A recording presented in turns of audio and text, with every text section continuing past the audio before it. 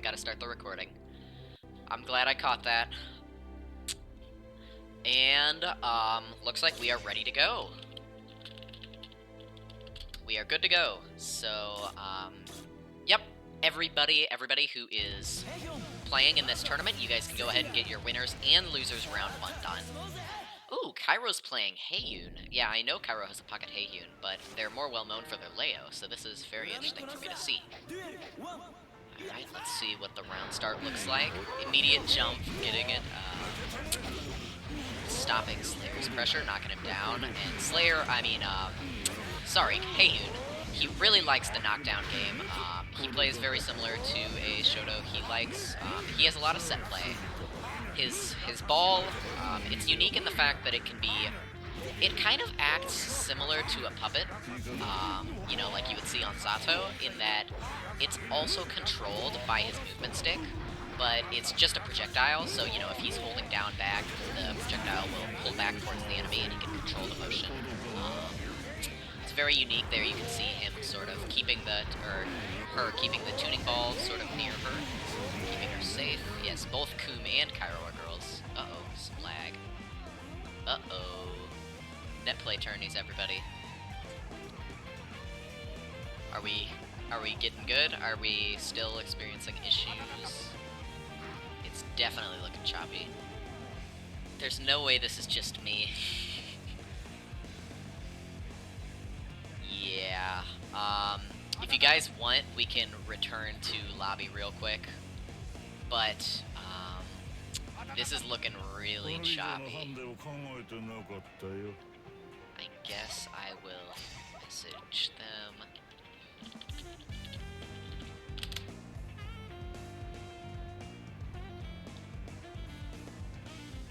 Off to a wonderful start with the 2 frames per second gameplay right now. 19 frames. Oh my goodness. I don't mean to be the, you know, that guy who's pointing fingers already, but we have had lots of issues with Kairo's connection in the past, so that points kind of all fingers towards Kairo.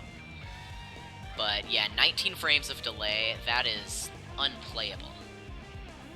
That's really, really gross. So I think what we're going to do is, I'm going to tell them to go ahead and return to room.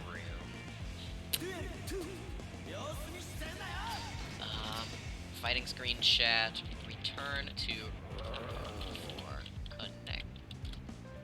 Return to room for test. Alright, so I am going to hop onto the cab with Coldburn right now.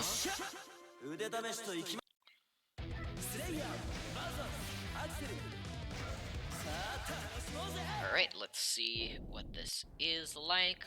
We will need to keep in mind that my internet bandwidth is also being used a little bit, so it might be a little bit laggier, but, so far it seems like we are good.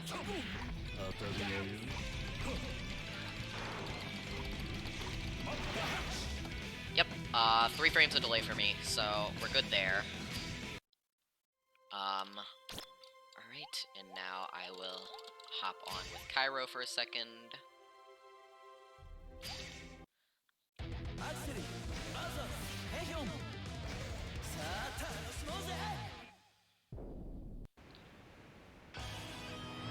Six, 5, 6, 5, 4. Okay, it's looking fine right now. Okay, yeah, it's looking fine.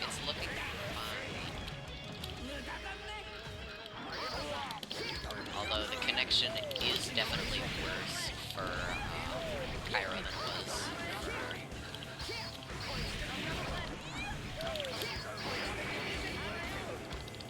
it was for Coldburn, but for the most part, this is looking pretty fine.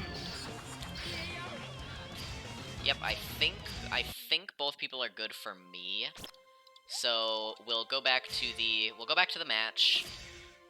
Both were decent. Kairo was worse, though. So I started with about 6, and Yeah, I think, yeah, you guys just go ahead and try again. Go ahead. If there's issues, go onto the same sides, by the way. Yeah. If there's issues, if there's more issues, then we will get that sorted out again. But for now, I think just carry on. And if the lag happens again, I think we'll have to do something about it. Again, not to point fingers, but Cairo, you have had connection issues in the past, and this happens fairly frequently to you in games with you. So I think we might need to take some sort of action in that direction, but you never know who's causing the issue. Don't want to point fingers before we know. So far, this looks fine. Strong pressure starting from Slayer. That's what Slayer wants. He sort of wants to be inside of the range where, not super close, but Slayer wants to be... Ooh, nice cross-up. Anyways, I'm interrupting myself. Slayer wants to be within the range of his longer-reaching normals, but not outside of that and not too close to that, because he doesn't have the quickest normals in the world, but he does like to operate up close. He lacks a projectile. He wants to be within the range where he can safely use Dandy Step, and safely can't really get counter-poked, but he can reach the enemies with his farther pokes. A missed Dust there. That's kind of interesting that it looked like he used his Dust as an anti-air. You never ever see that. That's kind of that was kind of an interesting call. I guess maybe he didn't think that Cairo would jump there, but I really would have liked to see that land as an anti-air. Either way, Colburn taking it for the first round. He's got his pressure started again, but it appears that Cairo has gotten him off of her successfully, and now Cairo put herself in the corner there a little bit. But that was a nice tick throw. Again, the fireball pressure of Kun, really strong. You really don't want to be on the opposite end of the tuning ball pressure. Yeah, and look at that, Cairo riding her momentum all the way off of that one little spin. Like that little spin move, I don't know the name of the move. That really started Cairo's momentum, and then she was able to carry it effectively to the end of the round. In the corner, not a good place for Coom, but able to get out and start Coom's pressure again. This is looking fairly even for both players as of right now. Coom is in advantage right now. That being said, Slayer has the life lead. Ooh, oh, he baits the burst. That was brilliant. What is that emote?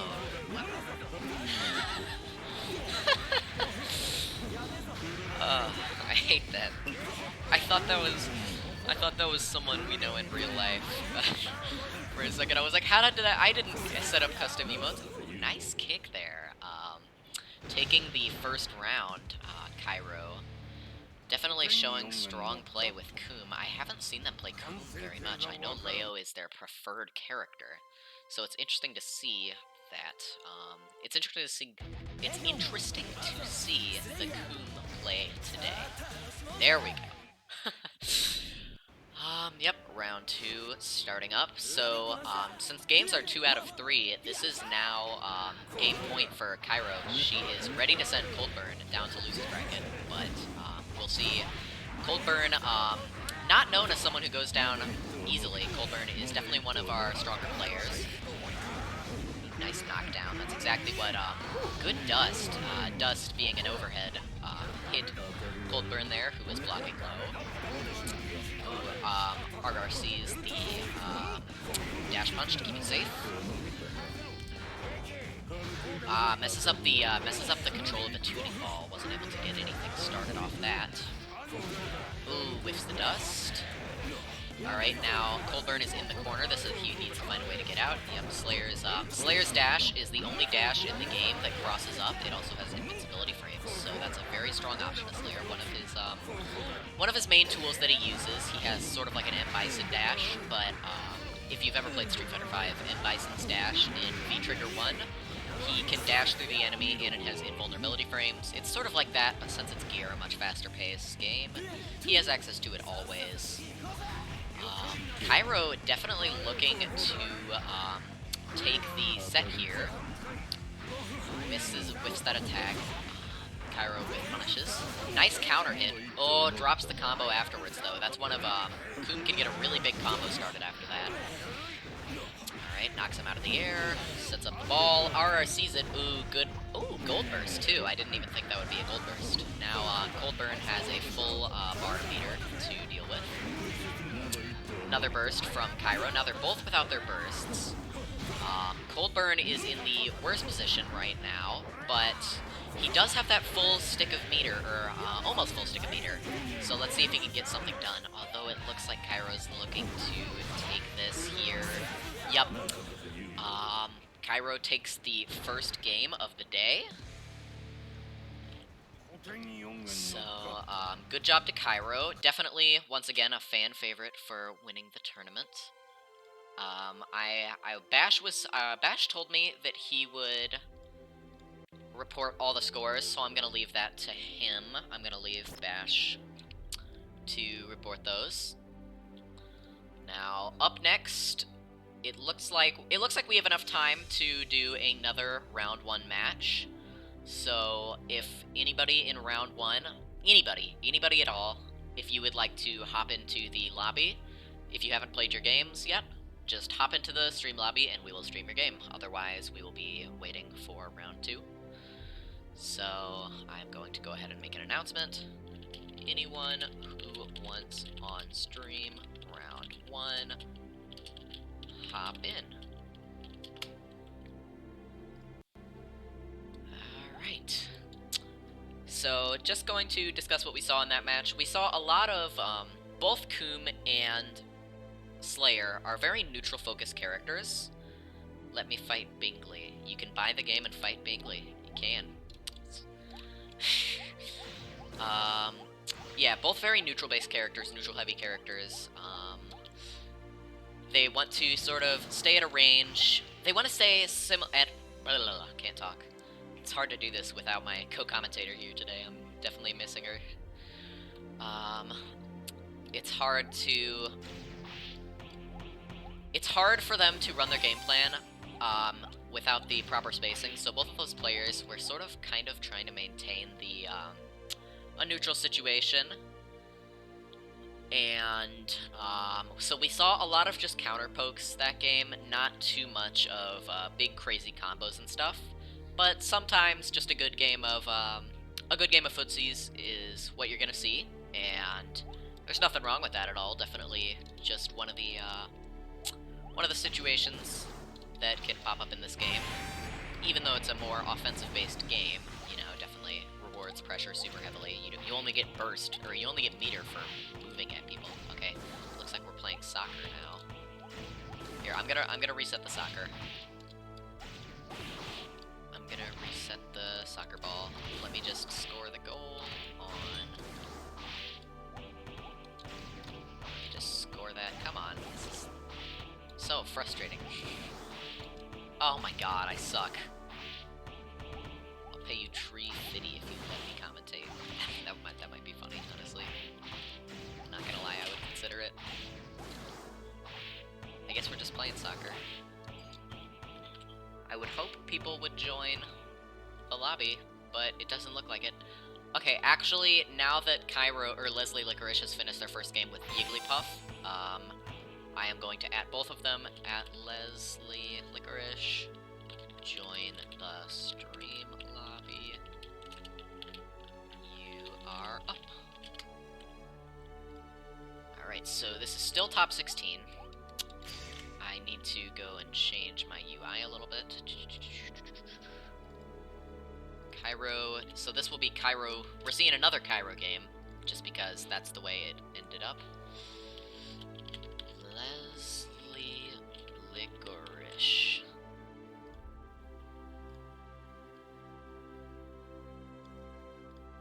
There we go.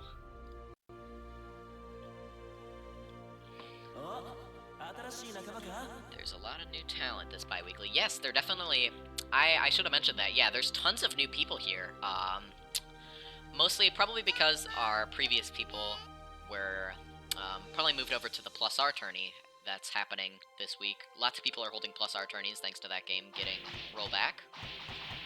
And so it's great to see all of these new XR players showing up for this tournament. And it looks like both of our players are here, so if you guys would head over to the cabs. There we go.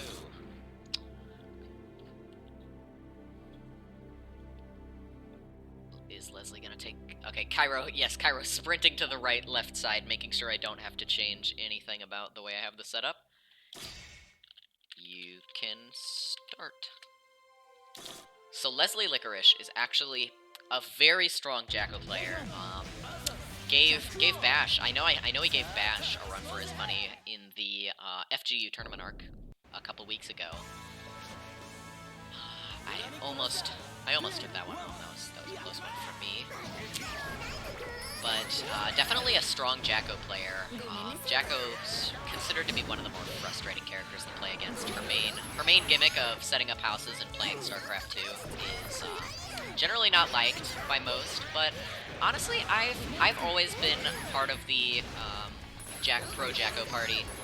I think Jacko, she has to earn her setup, so like as you can see, she's keeping Cairo in the corner effectively, and just Cairo was able to get out of the corner, and as soon as Jacko gets hit, all of her dummies die. The houses are getting leveled up though. I wonder if we're gonna see all 3 houses get to level 3. That would be pretty beneficial. It looks like Leslie is about to take this round, but Jacko does not function well in the corner when she's getting hit. Obviously, her little homies aren't coming out to save her right now. Ooh, a burst there. Oh, but wastes the burst. Gets thrown by Cairo. Definitely, honestly, admittedly, a closer match than I expected. I kind of expected Leslie, once he got that momentum at the beginning of the round, I was like, okay, this is going to be fairly quick, but Cairo showed that she has what it takes and turned around the game, which is definitely something to see. I don't know. Spits him in the corner. That is the most frustrating move to get hit by, in my opinion. Jacko's little spit right there, it just, like, it keeps you in a state where you can't do anything for just the right amount of time to be frustrating. That's the annoying thing about Jacko, in my opinion. Ooh, cancels it into her, command grab. Very strong super there. I didn't know you could even do that after Dust, but I guess it makes sense. Alright, so it's now 1-1. Leslie versus Cairo. Both players. Ooh, nice DP there. Reacting to the burst, or the dust, not the burst. Sorry about that. Goodness. Oh, whiffs the dust again. Yeah, Cairo's gonna need to adapt and stop using that dust. I don't think Leslie's fallen for it once. Jacko is a legit character, let the haters hold it. Yeah, Jacko's real. Jacko's not the most frustrating character in this game. Kai, on the other hand, all my homies hate Kai. Everyone hates Kai here. Ooh, nice command grab. It's Hellfire, so that's gonna do a bit of extra damage. PRCs that. I'm not sure what they were PRCing. He was grabbing a drink, but maybe it was cool. I don't know. Leslie desperately hanging on with just a string of life. Ooh, set the projectile barrier. Sets up the P-house, but Cairo is able to... I believe that move is a DP. I think it's invincible on Wake Up. I cannot remember. Either way, Cairo taking home the first match. Cairo has been playing well today. Oh, damn. I'm playing Kai. Check DMs. I have proof of Tree Fitty. Okay. You can use your Tree Fitty to purchase the game and then play. I'm not in charge of the sales of this game. I'm not Arxis, sadly. They want to give me a job though. Arxis, if you're watching, come on. I'm good. I'm smart. I'm a smart guy. I can figure it out. You need me for Scrum. Honestly, you need me. Anyways, in the corner with all those houses leveled up, this is a really bad place for Cairo, so a smart burst there, able to get out of the corner. Cairo definitely familiar with the Jacko matchup, you can tell. Ooh, levels up the houses, but was not quick enough about it, able to get thrown. Ooh, whiffs the command grab. That's going to be a big punish. Bursts there. Smart burst. I think that would have killed Leslie. Nice, nice.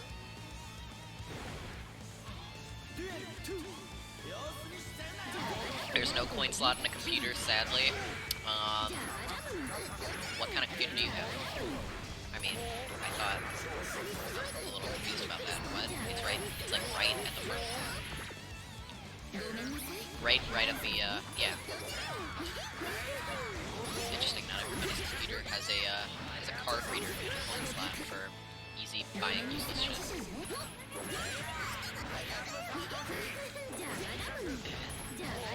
I have Bluetooth dollars. I can just put it in the computer and then it transmits wirelessly over to whatever stupid fighting game company I'm buying.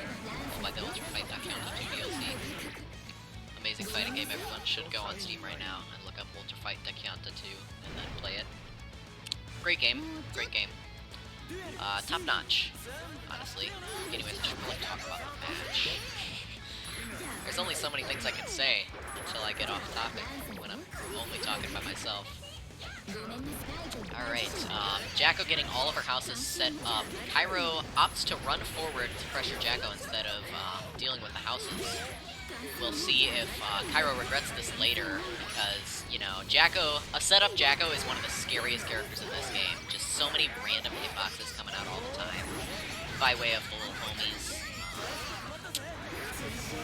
But, you know, obviously her main weakness is that if you don't let Jacko set up her little homie houses, she's going to have trouble running her game plan. And nice play from Cairo today, taking home her second game. Definitely looking strong for her. That was that 2-0? I'm pretty sure Bash is keeping track of that, so I'm not paying attention. It was a 2-0. Tree Fitty. Dang. He does have 350, I just checked. Alright, so once again, we're running ahead of schedule, so Scrambled J and Plute, if you want to come over, you can. At Scrambled J, at Plute, if you want on screen, if you want on stream, you can head on over.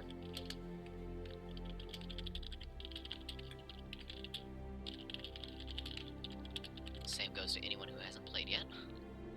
Drag me in, I have the payment. Sadly, the tournament has already started and you haven't even owned you don't even own the game. So, I'm not gonna be doing that. I'm sorry about that.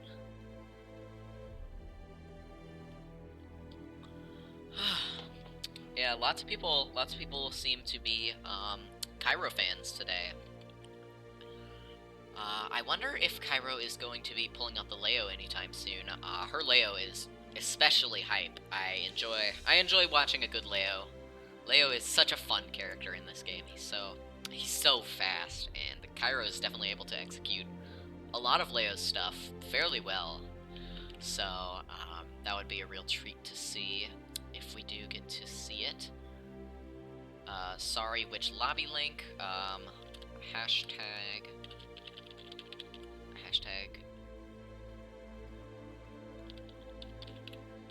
stream lobby.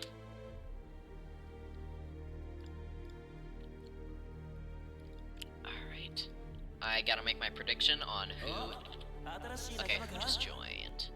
Plute is first. Okay, so Plute is going to be on the left side, and then on the right side, man, I miss having Bash here to help me with this, because I don't have two monitors. Scrambled J. Transition. Put that there. Nope, move it there.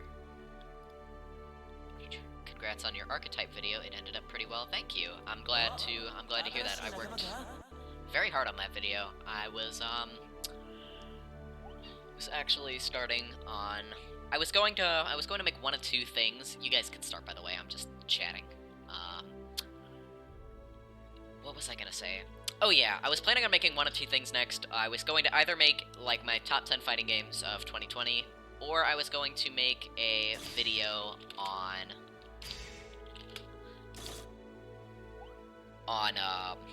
just fighting game like jargon, explaining stuff like, you know, what a DP is, what a Tiger D is, what Oki is, just very brief explanations of that.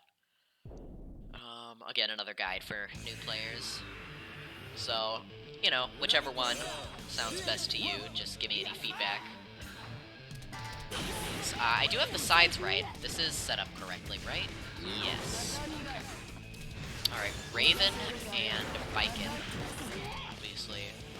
I think we've seen this matchup before. I really enjoy that. That Raven skin looks nice. It's interesting. I don't know which one that is. Ooh, nice command grab. Big call out there. You got to, oh my god, again.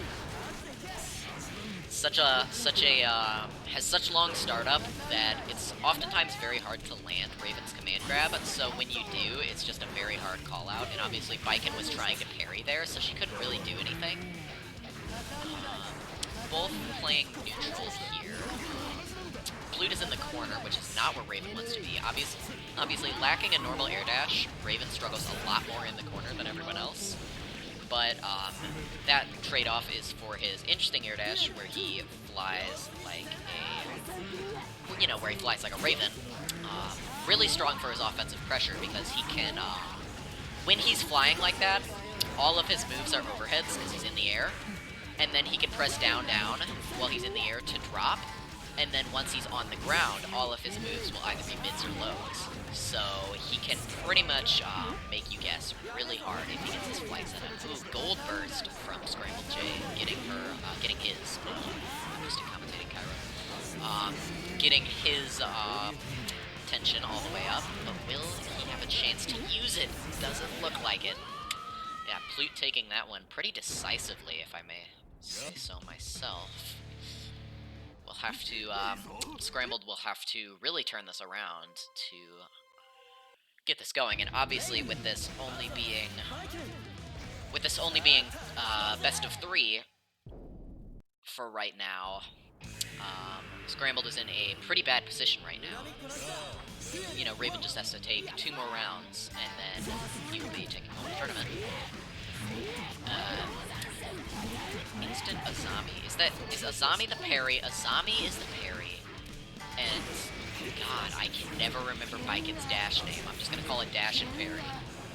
Dash is always here to help me out with those names, but I always forget. It's Azami and something else.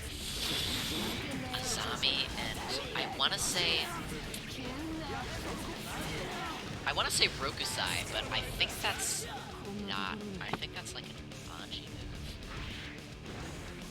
move from Plus R, but I cannot remember. Anybody in chat, do you know what move is Rokusai? What am I thinking of?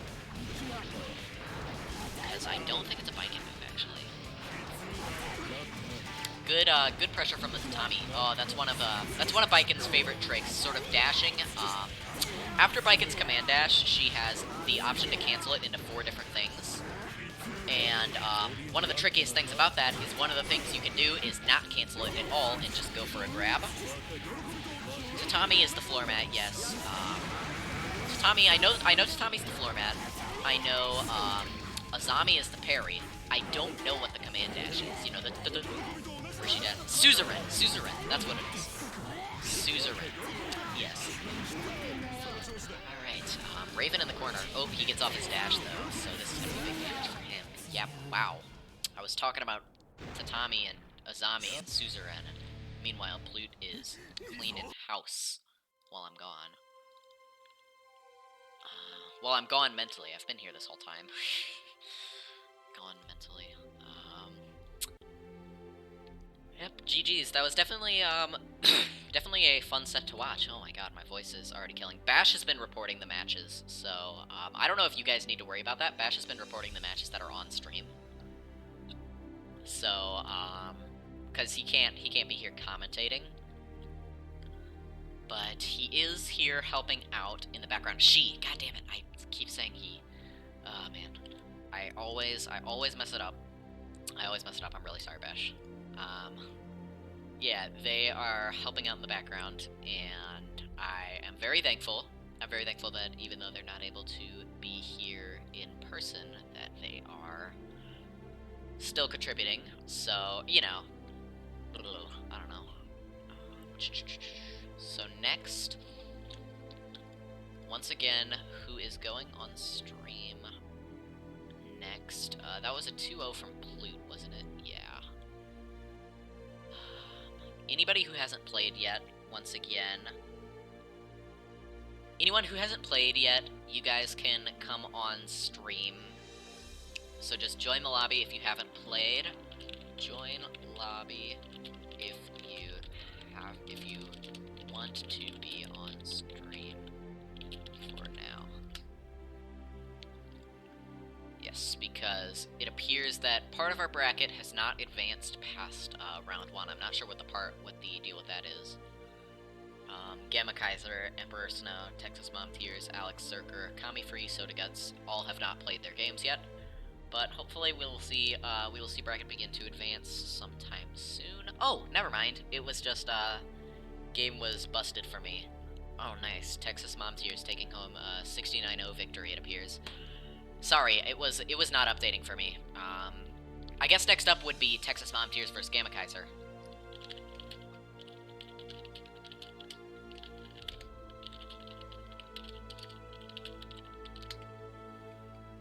Yeah, my challenge page had frozen. That is my bad entirely.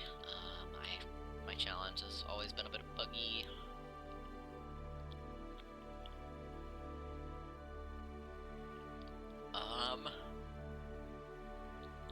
Unless they have already started, are you just streaming winners bracket up till top 8? I could stream losers if you hop in. Although it looks like Texas Mom Tears has hopped in. Don't start yet. I'll give word. I've got to set up the UI and stuff. I gotta figure out who wants left side.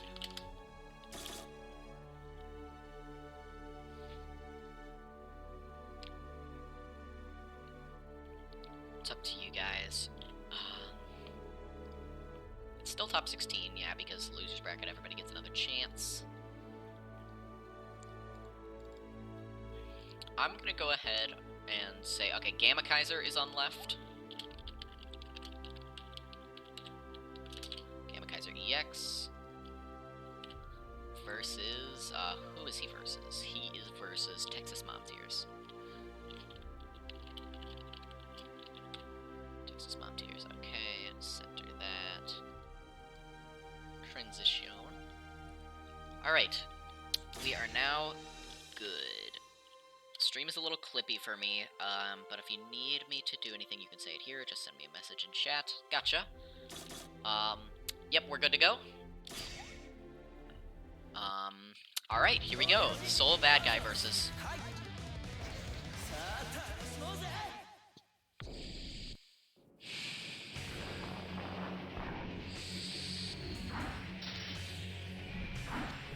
Kai Kisuke. Soul Bad Guy versus Kai Kisuke. Letting the anime intro rock. I love this. This is actually awesome.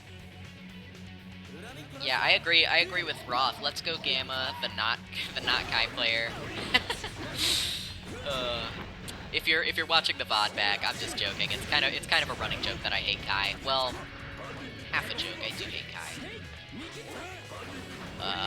I do hate playing Kai. Kai makes me angry, but obviously still. He has as much of a right to be played as every other character, even if I hate him. Although I do think Soul's a lot sicker. Ooh. Needs to get out of the corner. Ooh, whiffs Ground Viper. That's very punishable. Oh, what? What even hit there? The back hitbox of DP? That was an interesting interaction. He was facing the wrong way when he did the DP. I don't know what happened there. Am I just, like, seeing things wrong? I must be mistaken. Nice Bandit Bringer. Fafnir's plus on block. You can't do anything after that. Texas. Fafnir, very strong option for Soul in the neutral. YRC Gunflame, another very strong pressure tool. Soul, very strong offensive pressure. Definitely wants to be up close. Goes for the ground Viper, but gets counter-poked out of it by Texas. Texas seems to be getting him, letting him get away with a lot of Bandit Breaker and Bandit Breaker. If he realizes Kai has some excellent anti-airs, so you could definitely hit Soul out of those two moves with your 2H or maybe even your DP. Is he gonna DP here? No, he's not. But yeah, both of those options would definitely stop him doing that. That big fucking bastard. Yes, I gave SBZ that role in my server. I gave him that name in my server after beating me with Kai too many times.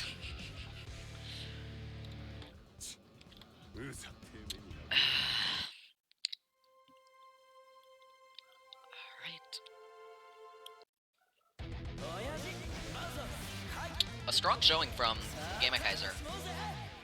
Texas has definitely been here less time than Gamma, much newer of a player.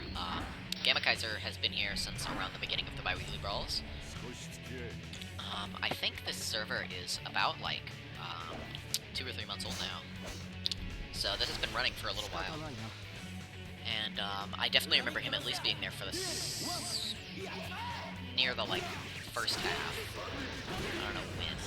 Yeah, going for that Bandit Bringer again. Nice 6p counter hit. Soul's 6p on counter hit, wall splats, so definitely a decent move to be using in the neutral. Not to mention the fact that it has all 6ps in this game have upper body invincibility. So below their waist is their only hitbox when they're using 6p.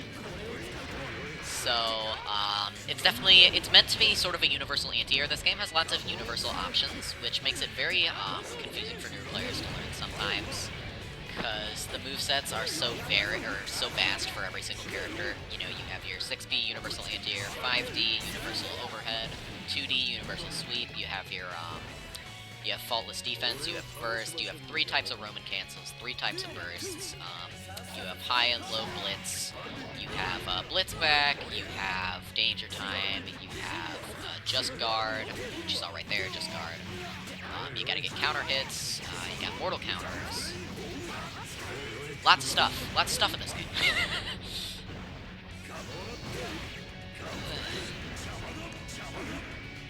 Yeah, we love to see all the new folks, though. There are so many people. Rico is right. There is. That shit is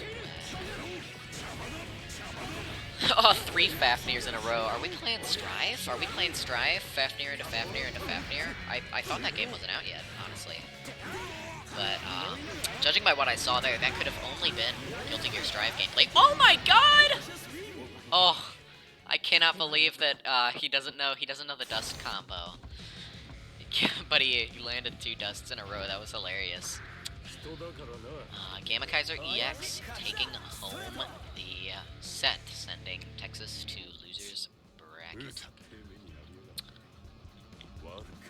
with a clean, not a queen, with a clean 2-0. So wow, this tournament's moving on real fast. We are now at top 8, it looks like. Sayonara! And remember, a vote for Chip is a vote for a trip to the future. I love Chip.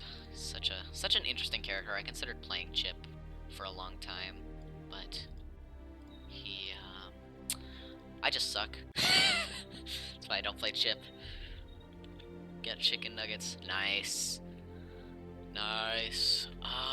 Anyways, next up on stream for top 8 will be Cairo is back against Gamma Kaiser EX. So, is Gamma still in the lobby? Gamma left. At Cairo, at Gamma. Join stream lobby. There we go.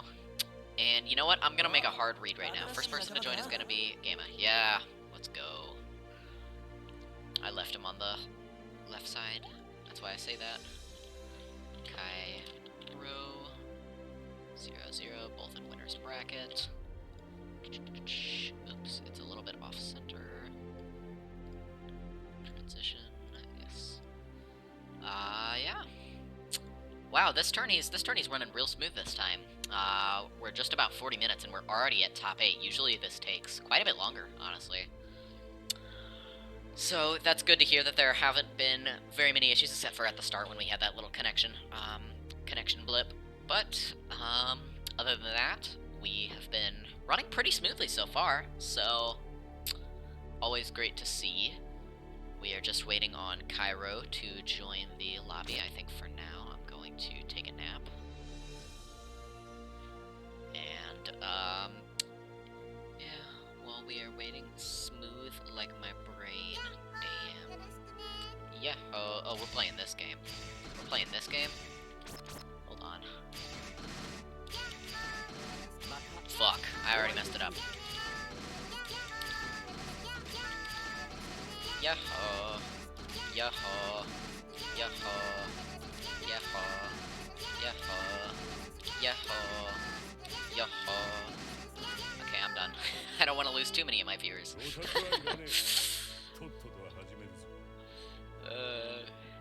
Yes, where is Cairo? Cairo is not showing up.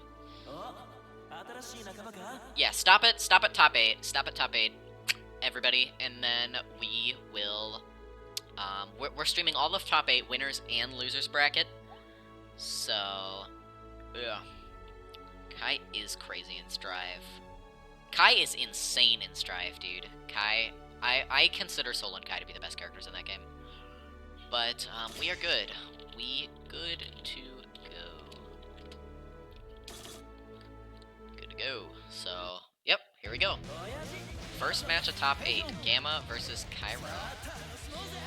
And Cairo is still playing Coom. If, I assume if Gamma is able to pressure Cairo hard enough, if Cairo loses this first game, she will switch over to her primary Leo. But, you know, will Gamma be able to contest Cairo's Coom enough to make that happen? Because Cairo is also a very strong Coom player. Immediate Dust, yeah, big damage from that. Oh, catches the air tech both times, and then tick throw, and then into a combo after that. Yeah, definitely not pulling any punches here. Cairo is starting a strong offensive lead. Gamma struggling to work his way out of the corner. That's really all he cares about. Bad burst from Cairo there. You hate to see that. Now she is without her burst. But will she need it? That's the real question. Coom's dive kick, very strong. Ouch. Gets hit by the YRC Gunflame. Oh, whiffs a command grab. I don't know exactly. I guess he probably tried to dash up and wild throw there. Shoot him. Ooh, RRC's it. Keep the pressure going. Look at that risk meter. Next, any hit from Cairo will win, no matter what it is. 2P, that'll kill. She just wants one hit, but is Gamma gonna let it happen? Is he gonna run it back, or is he gonna get the comeback? Oh no, I see lag. Hopefully the connection isn't too bad. Alright, and Cairo takes that. If there was some connection issues there, then I feel really bad about that, because it definitely looked like the connection got a little bit worse just as Gamma was starting to come back. We might have to negotiate that if that is the case. But both players seem to continue to be playing, so I'm just going to go on like nothing happened. Alright, Sol keeping his offensive pressure. Both players, this is a lot more, this is a lot better Sol play than we saw last round from Gamma. Definitely, you know, it takes a good opponent to really let a good player show his skill, and that's definitely what we're seeing here. Both players are exercising each other's techniques extremely well. Ooh, does not block that. Opts to not burst. I would have bursted in that situation, but I guess he's waiting for maybe a stronger combo.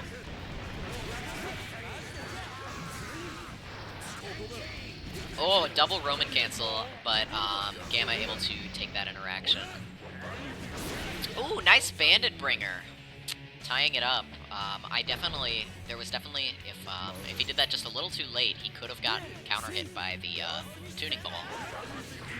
Actually, I don't know. I think Bandit Breaker would have gotten counter hit, but Bandit Bringer, I don't think it would have. I think Bandit Bringer would have hopped over that. But what do I know? I don't play either of these characters. Haven't seen the interaction too often. Bad Gun Flame ends up getting punished for that. Man, Cairo is loving that 5D button. Ooh, look at that combo. I would have bursted a little bit earlier if I were you, Gamma, because you just pretty much ate all the damage of the combo. Raw Super! Okay, yeah, no. I thought we were about to see something crazy. Now let's see, sure, raw Super in the neutral might be interesting, but let's see the Dragon install. Oh, big tuning ball, big tuning ball. Are we gonna see Dragon install? Nope. Cairo taking the first game.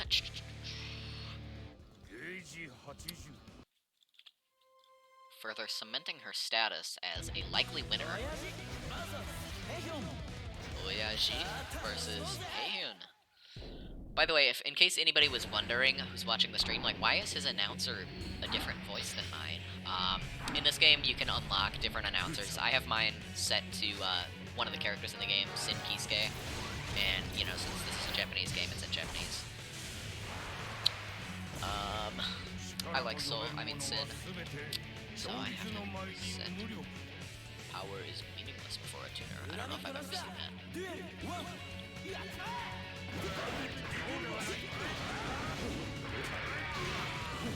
Big ball. Yes, Coom is a character that is all about those big balls. An interesting thing about Coom is that even though they look like an old man, it's actually a young girl inside of an old man robot. I'm not sure why they decided to make that creative decision, but it's something. You can see there, she popped out there for a split second. Yeah, Coom is the girl inside the robot.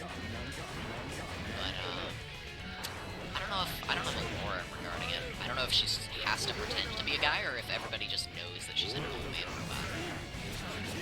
Why it's called Coom? That's a good question you'll have to ask the developers of the game.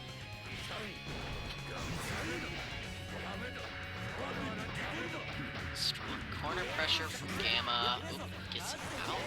Oh, whiffs the blitz. That's minus butter.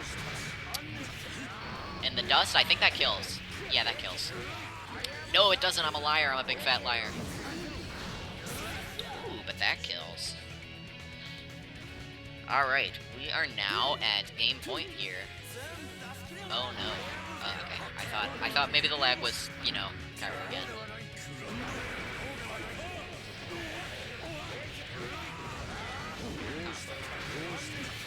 The 5D, that is just Cairo's favorite move to use, aside from maybe a big tuning ball. Yeah, and look at that. One corner combo. Oh, the Dragon install. Here we go. Let's go. Oh, but the 100-hand slap.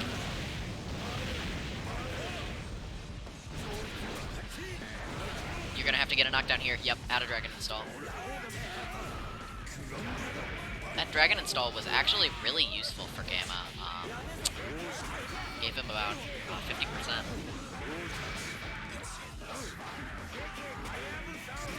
Ooh. Don't want to be ground vipering there. Oh, could have DP'd. Nice blitz. Gamma definitely does not want to be sent to losers. You can tell. Are we going to see a comeback?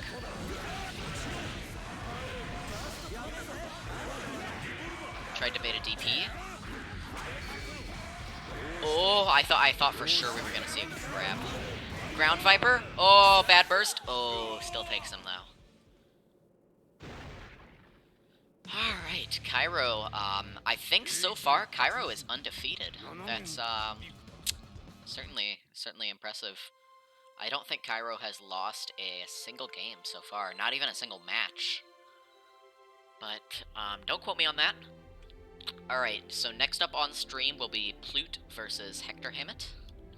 At Plute. At Hector Hammett. You are up.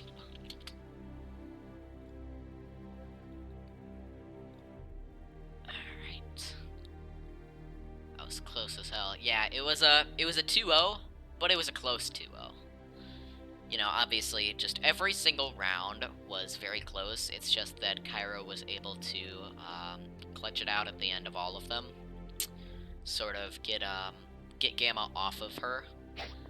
Soul, very offensive character. You know, push Soul back, and then use Coom's stronger mid-range game in order to deal with that. Alright, you're joined first. So, I am limited, I am no expert, but you want a commentator, buddy? I think as of now, I'm good. So, let's see who's taking the sides. Okay, Plute is on the left. Plute versus Hector Ham. Is that spelled with 2 M's? I think it is. And if I'm wrong, oh well. This is still winner's bracket. Yes. Are we ready? Now we are. Ugh. The lore is that she pretended to be the family head even though he died, so she made a robot that looks like him and drives him around. It's kind of... Alright. Since after his death, she is the Heiyun family head. All the other family heads have been old men, so she wants to keep the credibility and image of the family by being a robot old man. It's something like that. Okay, so like tradition. Please wait. My dog is upset. What's wrong, buddy? What's wrong? You're okay? Please wait. Waiting. Certainly are waiting.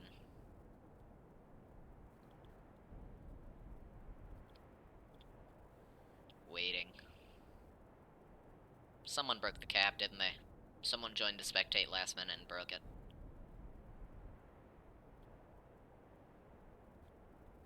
Someone broke the cab. Someone definitely broke the cab.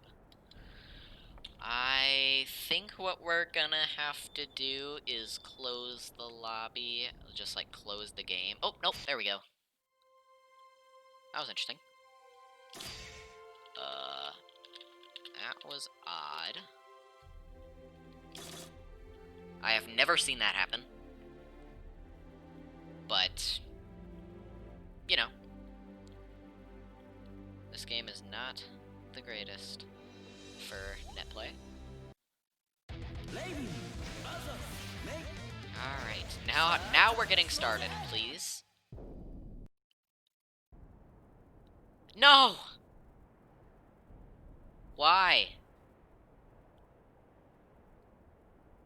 Great.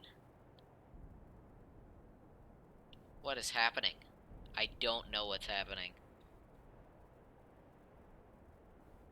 This is upsetting. Both Raven players and May players are cursed. I don't know. I think I'm gonna, after we get done with this, you know, error, I'm going to close and reopen the lobby, so there's gonna be a new lobby code you guys are gonna have to join. But that's the way we're gonna handle this. Because clearly this is not working. I don't know why this is happening. I have never seen this error before.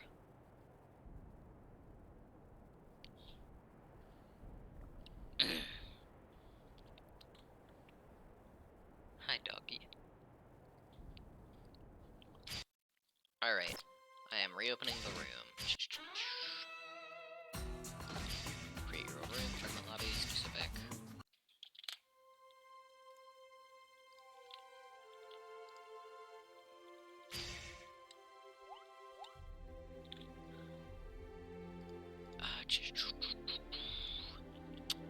Go here.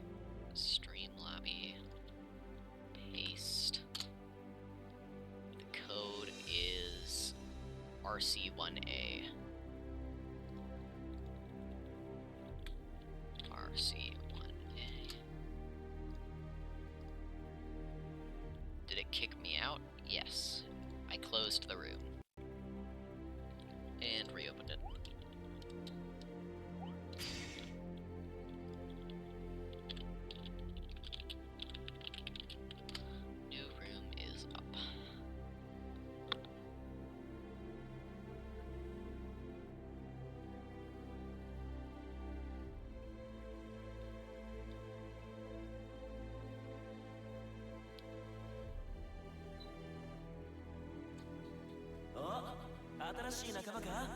Alright, Plute is in. Please go to the same side that you were on before. Just because I don't want to have to redo the whole thingy again. So up next is, yeah, Plute versus Hector Hammett. Oops, I have Hector Hammett with 2 points. Good thing I caught that. Or good thing that, he's getting changed now.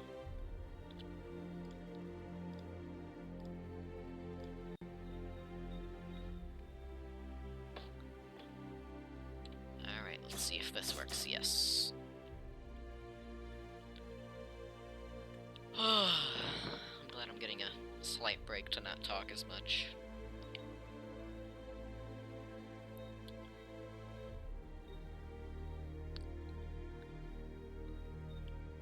Baba Booey.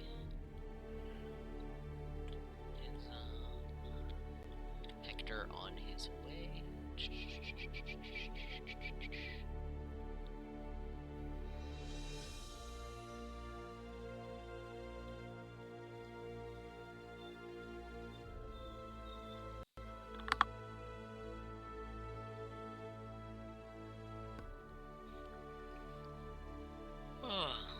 Booba. Booba.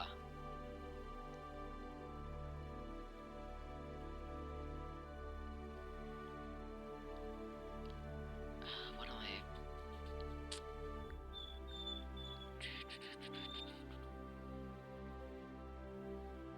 Are we having trouble joining the lobby or something?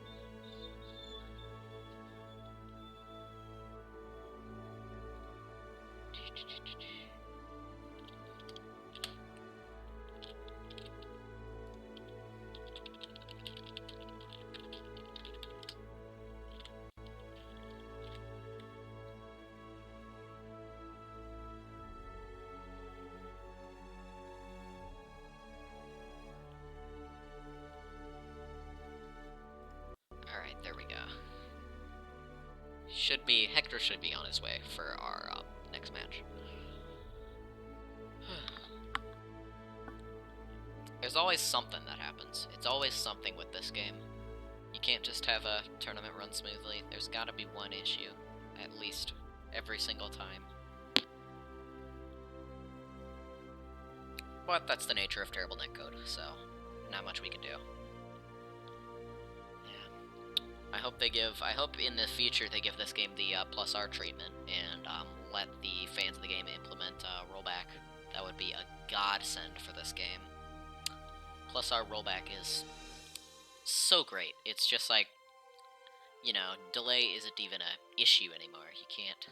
It's like playing the game with someone sitting right next to you, even if they live in, like, Sweden or something. It was implemented very well there. Soccer time, question mark? I think Hector is on his way. Is it the same lobby link? Bro. I've, like, pasted it 3 times.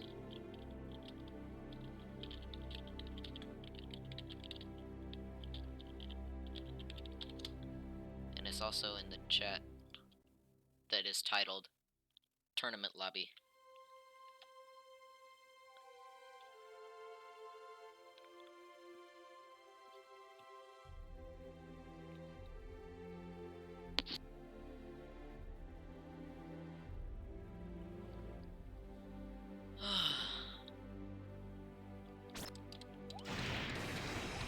Soccer time, who's who? I'll be red team then.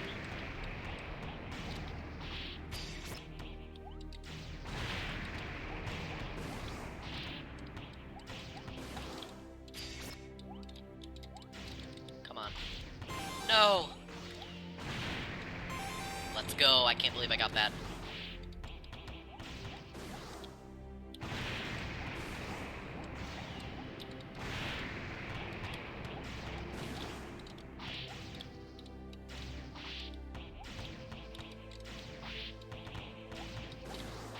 Yeah! I'm the best.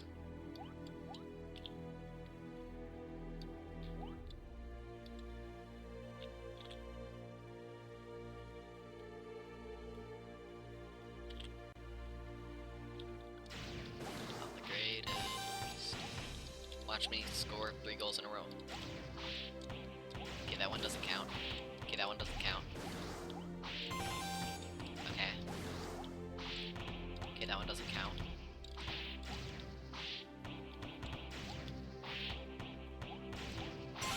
Let's go. 3 in a row. Every time. Oops. Come on, what has taken so long?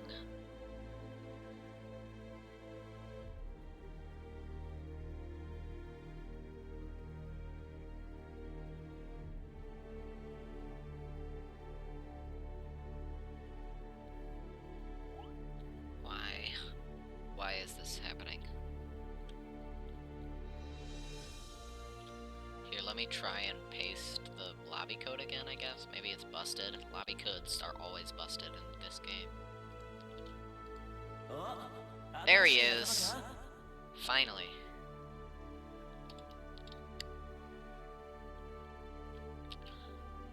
Alright, now we can finally get our second match of Top 8 underway.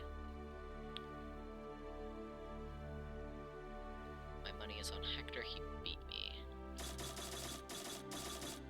Alright, so we are good to go.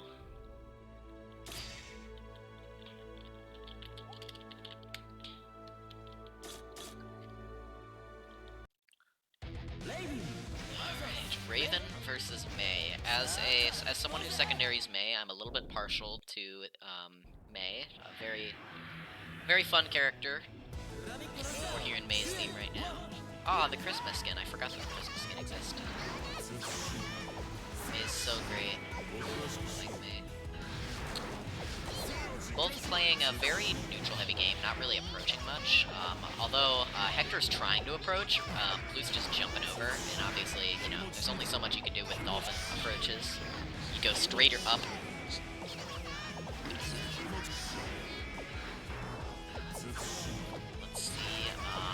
Get some beach ball out.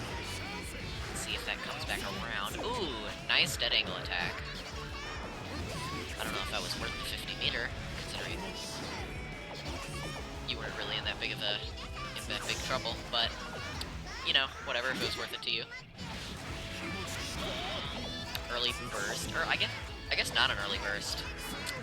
Alright. One of the interesting things about the beach balls is after they are sent, it's not just like a one-time projectile, it keeps bouncing around the stage. That is, unless Mei gets hit, the beach ball will always be on screen up until it pops on its own.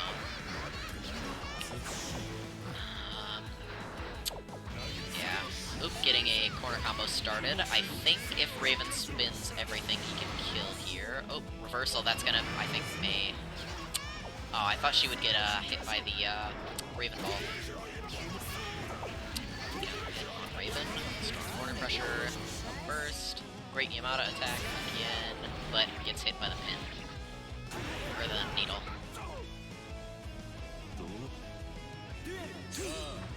Alright. Ooh, hits the dust.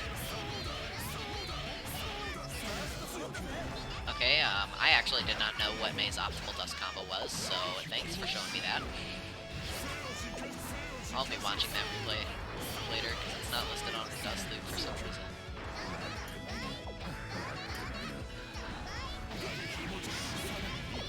Burst to keep Flute in the corner, but of course Raven with his really swift air dash able to get out as soon as Hector jumps too high. Here comes the beach ball. Oh, gets counter hit. Beach ball's no longer a problem for Flute, but this round is looking heavily Hector favored. Unless Flute's able to get something going here, which gets something going, he is. Deluxe Goshigawara Bomber getting blocked. This can kill. Oh, messes up the combo.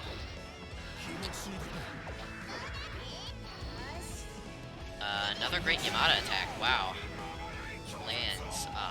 Usually great Yamada attack is one of the supers you don't see all too often, considering it's not the easiest to confirm into, and Raw Super has never been one of the better options in any fighting game, really. But Hector's definitely making it work, using it at exactly the range where you would want to be.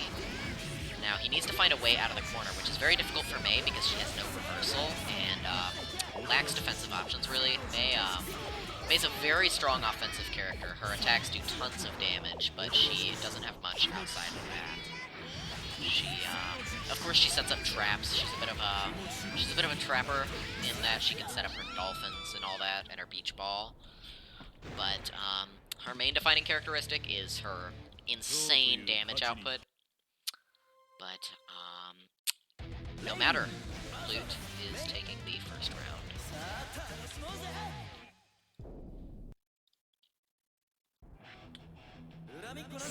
Seems like Hector is using a whale to punish some of Lute's neutral options. Yes, that will actually definitely work well against Raven, because, you know, he can just see the, he can see the Raven air dash, and since that thing is so long and Raven cannot block during it, you can probably punish with Yamada attack, and Raven will not be able to do anything about it. So I guess maybe that's sort of a matchup thing. Backdash is through Raven's, I believe that's 2S. But I'm not sure. Yeah, backdashes are invulnerable in this game, so... Update next week. Alright, good enough. Lands the pin. The special effect, when you see Mei turn, like, purple after getting hit by that pin, what that does is it makes it so that... Raven, or whoever Raven is fighting,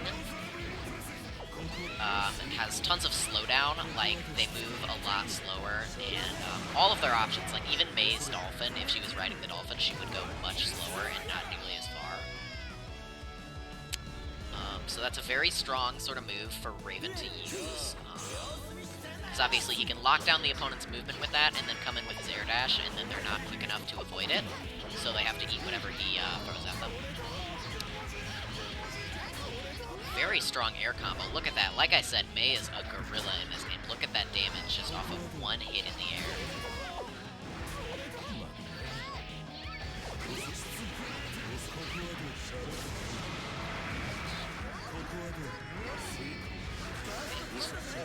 Good blocks from Hector. Oh, but gets hit by the command grab, was too focused on blocking, and his wrist gauge was huge, so that did lots of damage to him.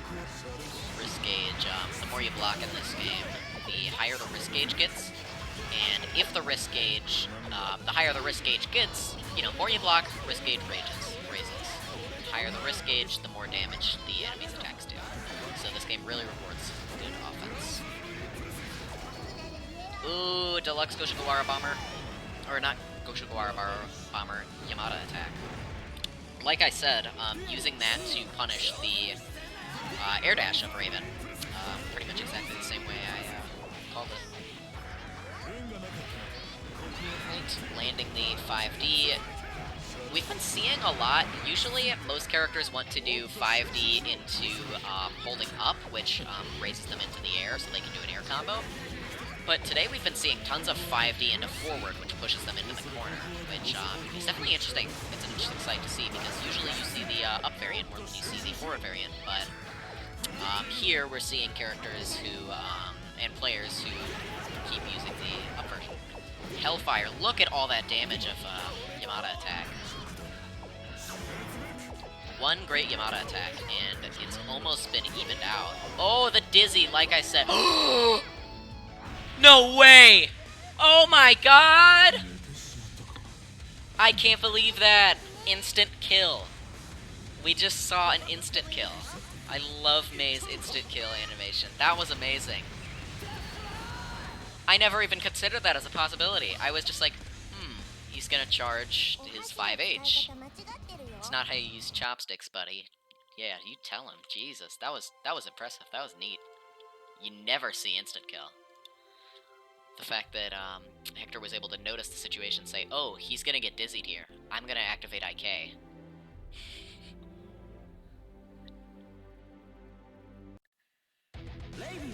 I don't think that's rude. That's not rude. You know, instant kill is an instant kill. So, you know, that was his most damaging punish after the thingy. Would you have rather him, you know, left Blute alive and risk losing the ground just for honor? No. You gotta get the kill.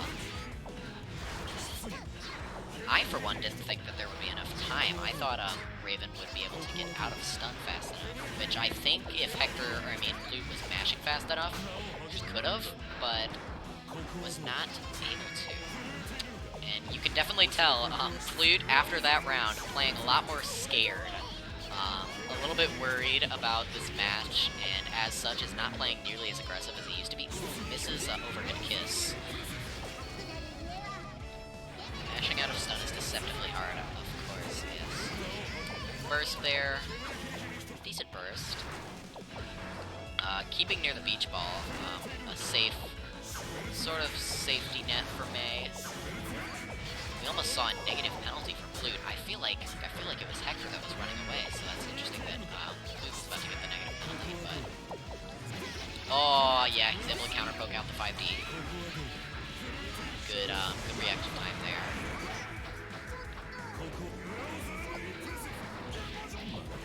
Alright. So May is in Hellfire, so if we get a Goshigawara Bomb, a super from either of these characters now would most likely kill. Oh, that's it for Hector. Flute takes the round. But, you know, Hector has shown that he's not a pushover, especially not with that instant kill. You rarely ever see an instant kill land, and this is one of those times. Look at that damage. May is a monster, dude.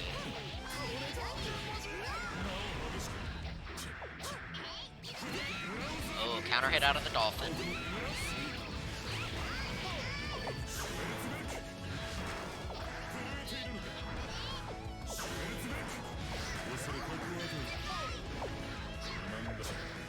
Ooh, bad sweep. May's sweep is really punishable. Goshigawara Bomber, God, great Yamada attack. Raven in a very bad position here. Ooh, I think that could kill. Okay, never mind.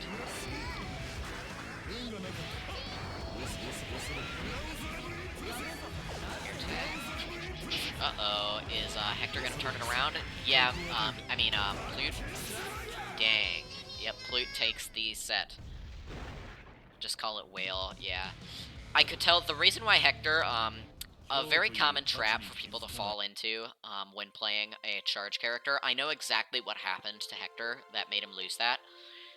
Hector wanted to keep his down charge. He was probably charging the Mr. Dolphin vertical. So he wanted to keep the Mr. Dolphin charge up, probably. And then, you know, just didn't react to the overhead because his body was telling him, you know, I need to hold down or I'm going to lose the, or I'm going to lose my charge. Alright, so, next up, is Hector staying on May for the rest of the bracket? I don't know. In one small tournament, I fought the guy that's made him lose.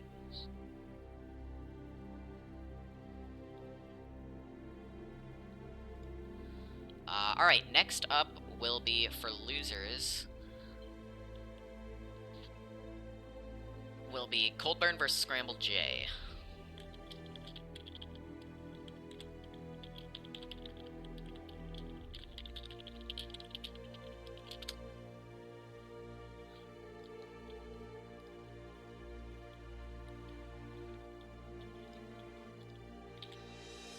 Let's see if this join code works. I'm just pasting that there. Alright, Scrambled J has joined, so I am putting you on the left side. First person to get here gets left.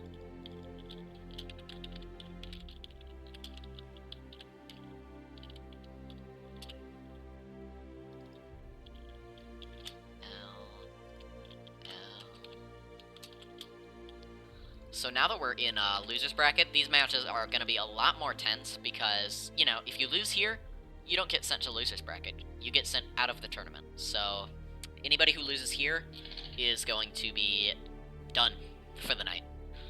So a little bit of tension will surely be present here. Coldburn. Okay. I gotta turn this on to loser's bracket.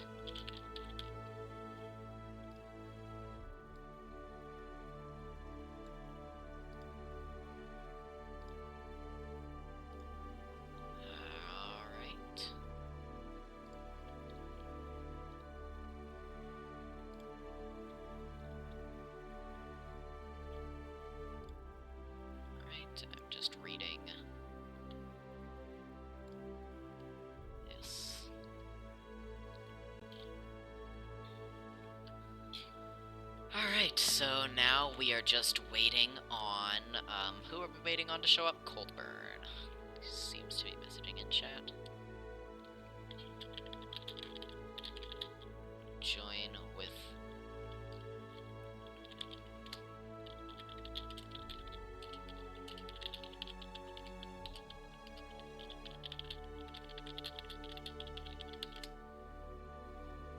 Really, can't get in the room through the link or the code? Are you doing...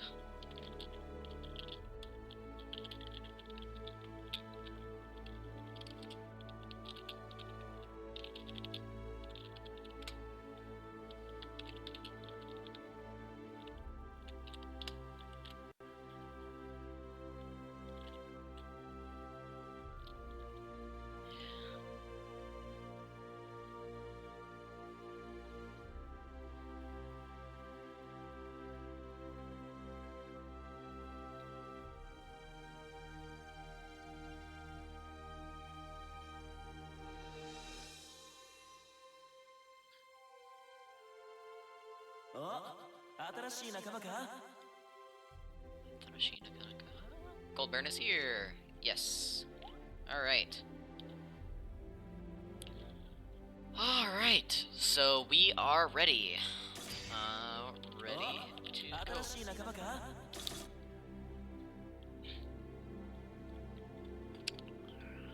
All God for me. Alright, Viken versus Slayer. I believe we have seen both of these players play on stream already, if I am correct about that. Otamomimos.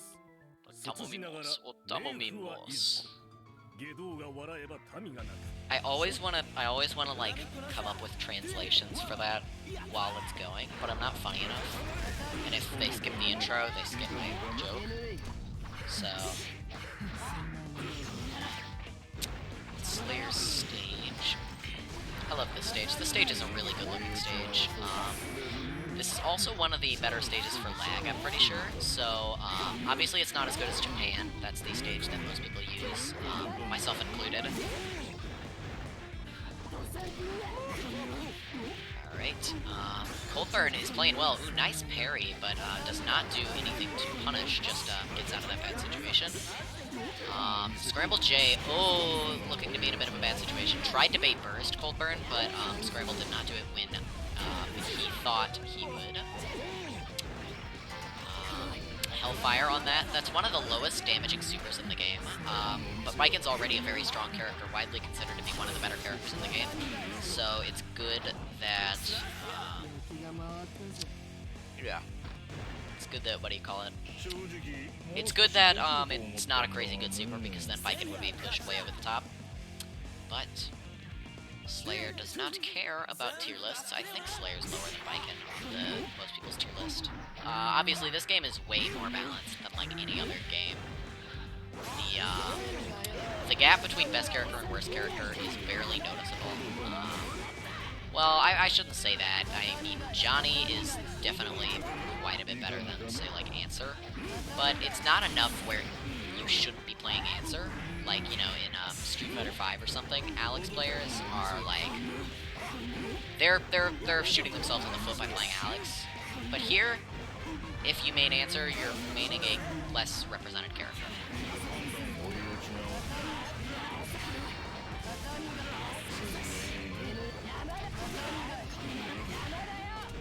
Alright, looks like Scramble J is looking to take this round back from Coldburn. Oh, but the 2K... Coldburn says no. You will not take this back. Yeah,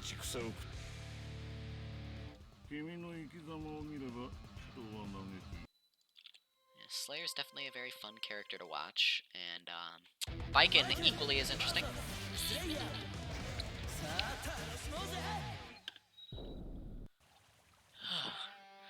Yeah, Johnny... I don't know if I would consider Zato to be the worst character in the game. I'd say he's down there, but Answer is a contender. Who else is not the greatest? Yeah, even Pot is viable. Pot has big damage. Pot, I'm pretty sure Pot, just like in a lot of the other games, I'm pretty sure Pot has a TOD in this game. Just like and not even like a crazy TOD, just because if you get a counter hit, you know, Pot stuns so easily.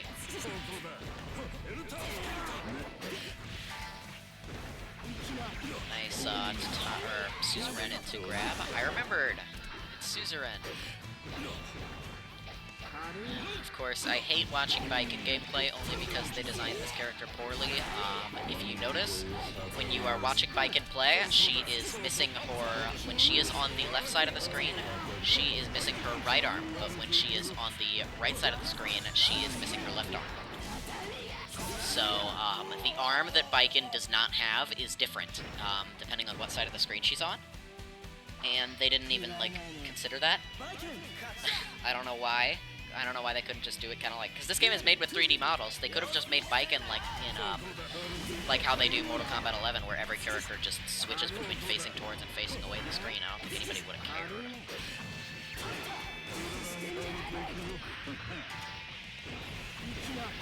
I mean, we have the technology to make it so that Viking faces the other way when she's on the screen by rotating her model 180 degrees.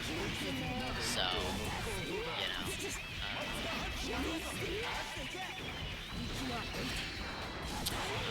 Seems to be a pretty consistent theme that Coldburn does really well at the start of these rounds, and then Scramble J works to take the round back. But we'll see if Coldburn gives him the chance. Looks like Scrambled might be dead here. Yes.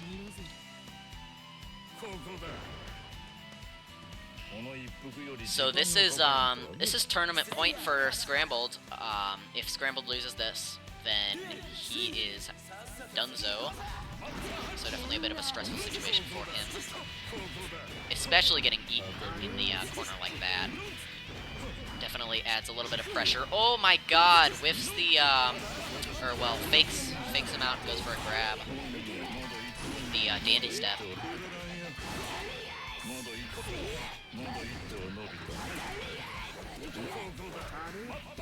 Oh, messes up the map a hunch. Need to reanimate all of Viken's animations to the upward facing backwards. It'd be harder to read her because her startups would look different. Yeah, it would definitely be, it would be difficult for, you know, it would be a little bit more frustrating, but it's just like, you could have designed her animations from the get-go so that they make sense on both sides. There's ways they could have done it for sure.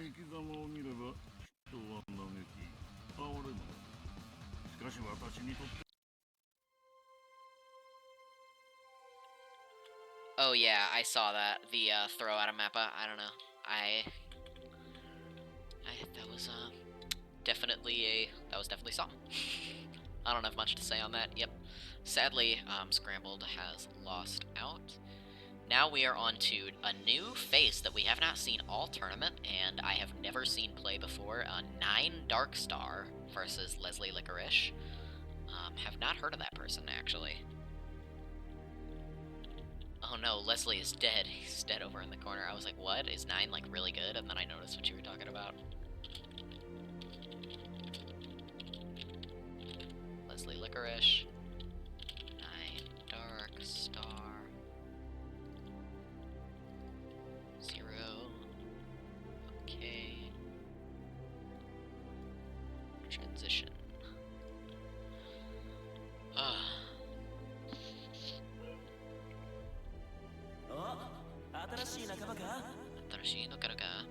Alright, 9 Darkstar is here. So, Leslie, hop on the cab. Oh, 9 is taking what side? What's happening here? Okay.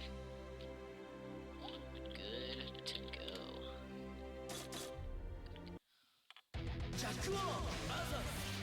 Kai. Okay, another Kai player. It's a very popular character, normally Kai, so it's not that surprising that we're seeing Kai. Oh, we're listening to Answer's theme.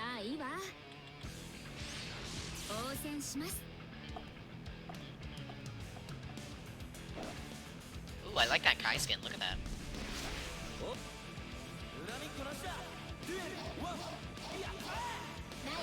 It's like comic book Kai. It's pretty cool. I already got a hit on the house. Definitely, 9 is taking priority over the house, but Leslie's offensive pressure has always been very strong.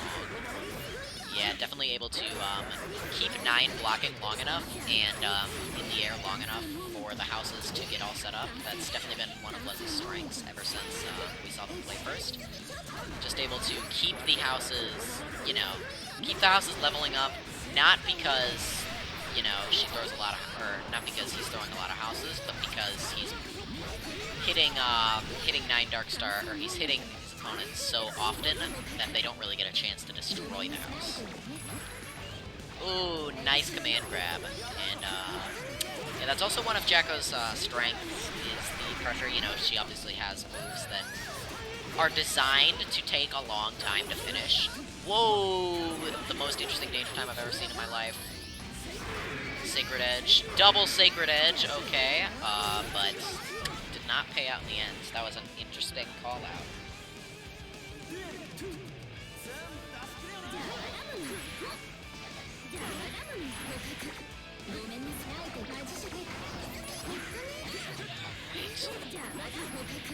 Ooh, yep, gets the grab, spits him right in the middle of the houses.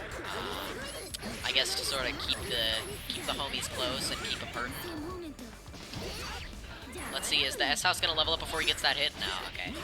As someone who is not a Jacko player, but someone who plays against Jacko, that is always the most frustrating thing when I'm about to hit one of the houses and then it levels up and I don't kill it. So I was thinking, I did not say I like Kai. When did I say that?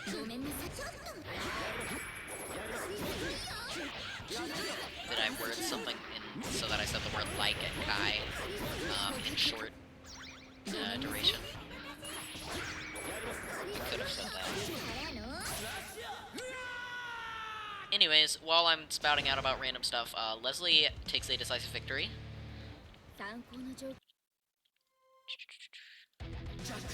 Sounds of it, they're going right back into it.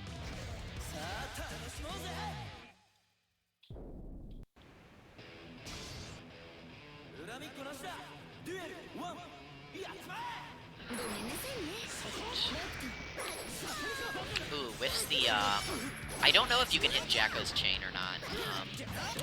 It only feels natural that you should be able to. But that might be coming from a bit of a biased source, considering that's one of Axe's greatest weaknesses. And if that's literally only Axe's problem and no one else's, I'm gonna be a little bit sad about that. Oh, detonates! But sadly, sucked him up right before the bomb went off. Nice 5P. Smart burst. But look at those houses, look at them. They're just, chilling there, getting leveled up, doing their thing. Yep, level 2 now. Oh, into super, conversion into super. That was a good conversion. Oh, look at all those dummies. I mean, all those, homies dying. This could kill. I think this is dead. No. Yeah, you gotta scaling. Ooh! Oh my god, killed so many dummies at once that we saw a little bit of lag there. And wipes out all the houses with just one split cell, fireball.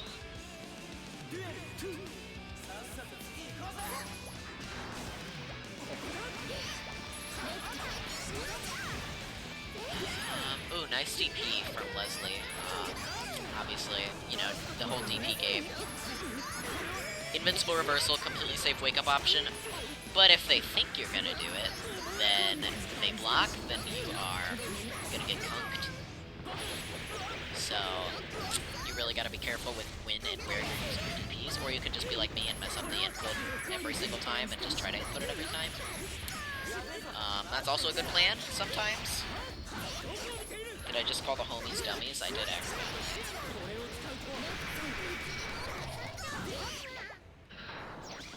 Alright, Jacko has some really long-range normals for who she is, which is pretty interesting. However, they are all highs, I believe. I believe all of her long-range normals are highs, so they will go for but don't quote me on that.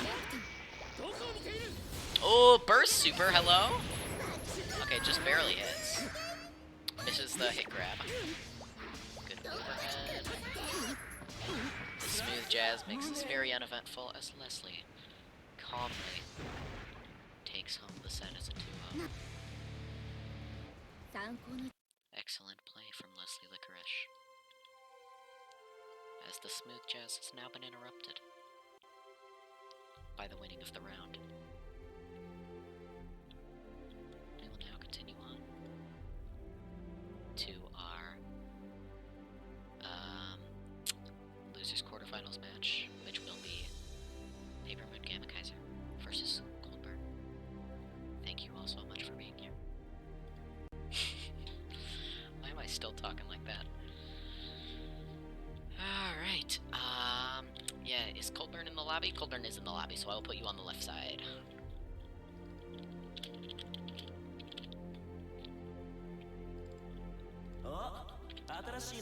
And it is Coldburn versus Gamma Kaiser, right?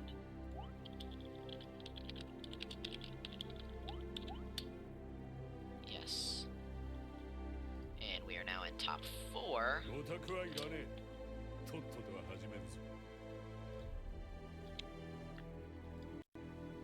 There we go. I think we're set up.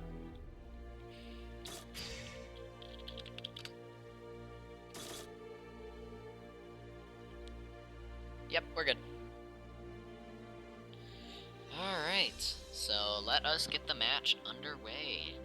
Whenever these people decide to press the start button. I guess they're just getting their preparations, or their mental preparations. There we go. Seiya versus Oyaji. I'm not sure what Oyaji means, but I know Soul is like literally Sin's grandpa, I'm pretty sure. So that might be what that means. I'm pretty sure from a lore point, yeah, he's Kai's father-in-law. Makes him Dizzy's dad. Wait. Is he Dizzy's dad? Soul? Wait, am I thinking wrong? I don't remember the lore part where Soul does the nasty with Justice, but I could just missed that page. I could have missed it. You never know. You never know with this game. Or maybe it works completely differently for Gears. I don't know. I don't care. Anyways, we've got some strong Grandpa pressure here. Grandpa's showing that he's not so much of an old-timer. I'm constantly looking at chat to see if someone is telling me, yes, Soul had relationships with Justice, or not, because I kind of am interested. Dizzy is Soul's daughter. Yeah, so that means since, so I'm correct about that. Soul and Justice gave birth to, Dizzy, because I know Justice is Dizzy's mom. But I thought, like, Soul and Justice, like, were enemies and such. Yeah, and I thought Soul was, like, with Arya. What is... It's confusing.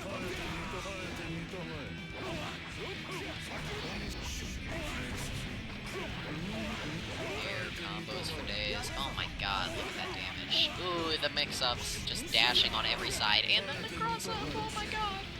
Raw super. Does it hit? Does not. Oh, but Raw Ground Viper does. I'll GG's him. Oh, he's dead. He's dead here.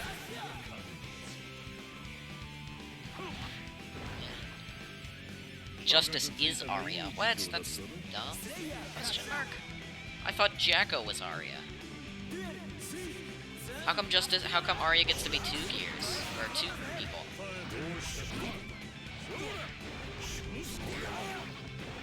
Based on her, based on... Finally, we figured out what it's based on. Jacko is also Arya. I know Jacko's Arya, I just didn't know fucking, This game makes no sense, dude. My knowledge of gear lore, actually I know quite a bit about gear lore. I was gonna say a bunch of, like, little stuff, but then I realized I would be talking forever because I do know a fair amount. But it's just so confusing. Jacko is an Arya upgrade, yes. Wait a minute. Oh, okay, I was misreading that data. Yes, Coldburn took the first round.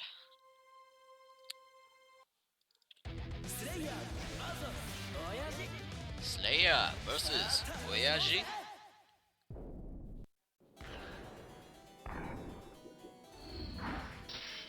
Oh, like the yearbook meme with the guy in glasses. Justice is Daniel, Justice is Arya, and Jacko is Cooler Arya.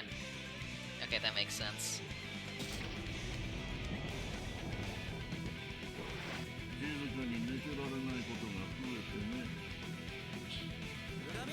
Yeah, also in that intro animation we see Slayer like murder his wife. She's fine. She comes back. I'm not exactly sure why that happens, because she never dies. I guess she's just like, she's built different, she's got a lot of blood, you know. Feed Slayer enough. She doesn't mind, really. Dead angle attack. Alright, crosses up, like, again, Slayer's dash, very good at doing the cross-up stuff.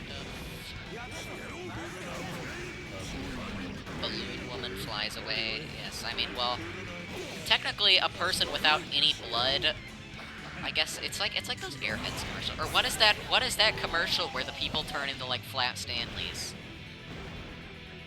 I don't know, maybe I'm just thinking of Flat Stanley. Yeah, he's got a Flat Stanley girlfriend. No Flat Stanley girlfriend, why even live?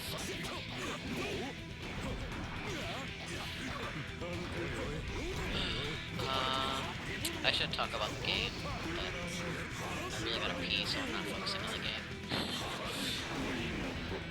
That's so weird. I just now noticed, in Slayer's, like, jump animation, he has, like, a vampire jetpack or some shit, like, with his smoke from his pipe.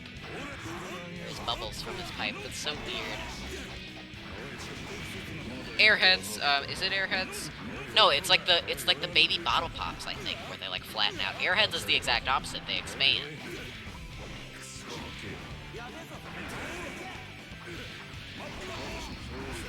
Ooh, nice 5D, yeah, that cleans that up. Yeah, see, there she is, she's fine, she's fine. She was just moving perfectly behind him the entire time. Bandit Bringer goes for the stomp. That's definitely one of Slayer's more tricky moves. His stomp. It's a very long range low. So goes for the Riot Stamp. Riot Stamp, high risk, high reward attack. Soul has lots of stuff like that. Bandit Bringer, Bandit Breaker. Famously, fake pressure. Like you can interrupt it, but nobody does. Wife is immortal, it's a weird story. Just make sure and playable in Strive cowards. Honestly, for the last people in Strive, I have not finished watching all the after stories, so I don't know the lore completely. My predictions for the final people in Strive would be, most likely, I think we're gonna get playable, aerials. I think we're getting playable aerials. Anyways, Coldburn taking it. But the other person is, that third king guy. I can't remember his name. Daryl.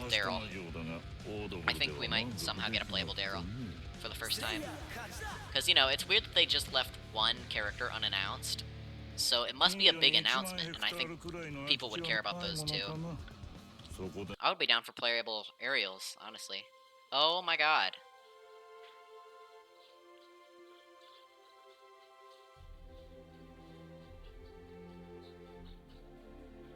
Alright.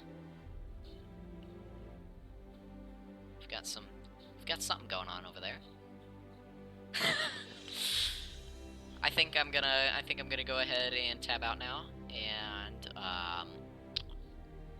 next up, who did we just see? We just saw Coldburn, Gamma Kaiser. So next up is Hector and Leslie.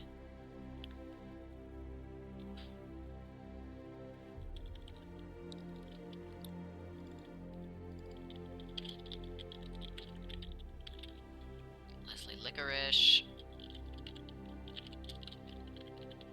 Hector Hammett. So you must remember it is hard to join this room. It's you're gonna have to join You're gonna have to try a few times using the code, just because it's being a little finicky. Not sure why that's happening, but I know it is happening.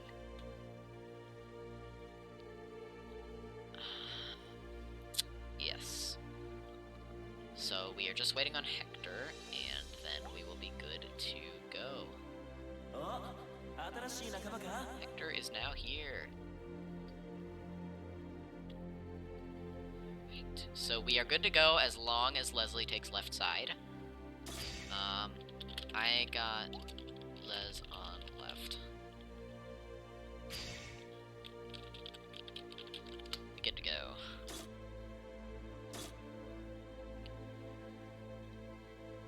Always love to see the sportsmanship.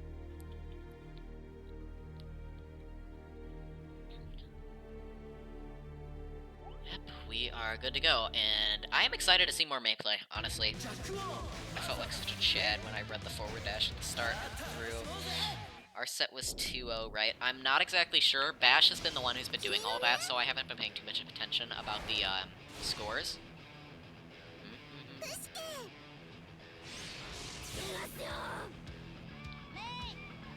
Instant kill him. If we see another instant kill, that would be amazing. He's so great. Her hat says me matey. That's hilarious. Oh my god. Oh, I love that.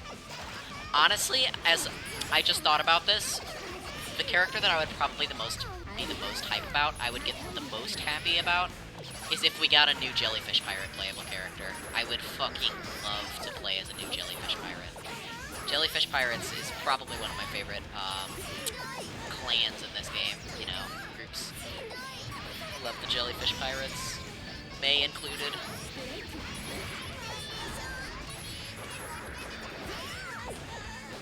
Alright, the sweep. Hector has been using that sweep a lot, even though it's punishable on block, just really showing that he's not afraid. Because obviously May has 2 sweeps. She has 2D and 3K. 3K is extremely punishable on block and cannot be cancelled on anything else. Ooh, that command grab. That's going to do a lot with Hellfire, but I mean, burst, or the gut scaling, not able to kill, but kills with that combo there. Watch them give us the old woman from the Jellyfish Pirates for no reason. I would so be down for the cook. I would so be down for that cook grandma playable. Oh my god, she could have like a, she could be a grappler, dude, but she like puts you in a cooking pot, cooks you, and then like she spits you out and heals herself because it's food. She like takes a sip of the pot. Oh my god, I would be so down for grandma to be playable.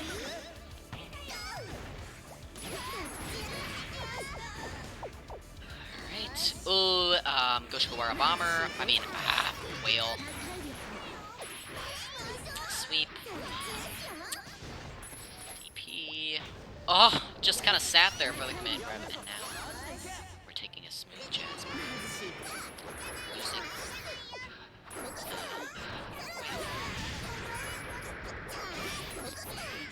Landing the 5D, but since May was in the air, it did not lead to the follow-up. Getting rid of the houses. May is in a bit of a tricky situation. Leslie takes home the game. And that concludes our Smooth Jazz break. Leslie took home that set. Smooth Jazz break is over. Very strong showings from both of them. Close set, even though it ended up being a 2-0. Hector showed that he knew what he was doing. This looks like a brutal matchup for who?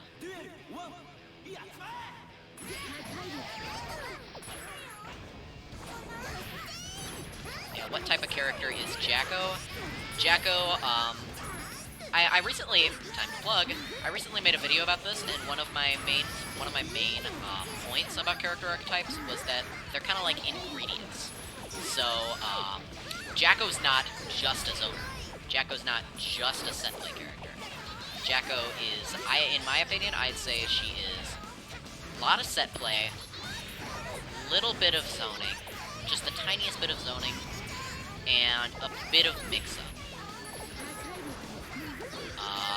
And I would also consider her to have just like a dash, you know, you add like a dash of pepper into your meal. Well, usually add a bit of pepper. I don't know. She has a dash of grappler just with her command grab mix-ups.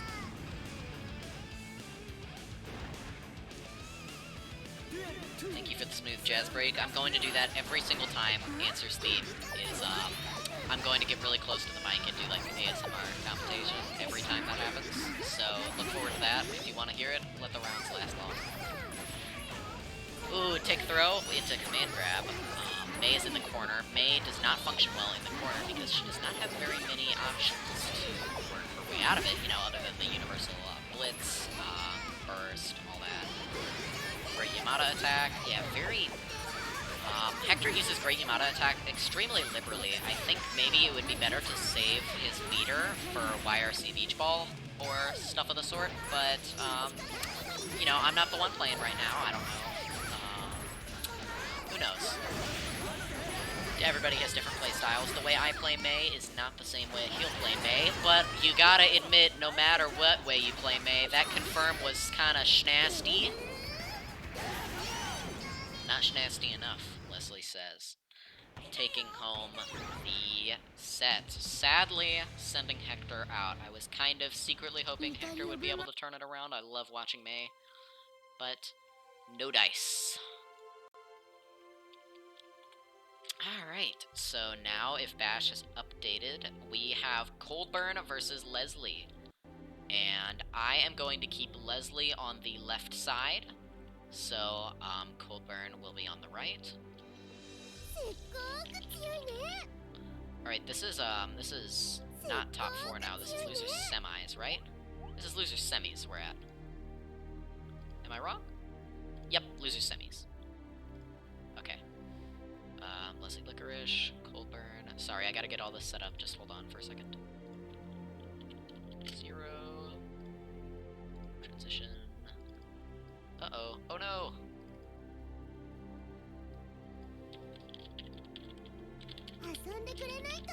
Losers semis, losers bracket.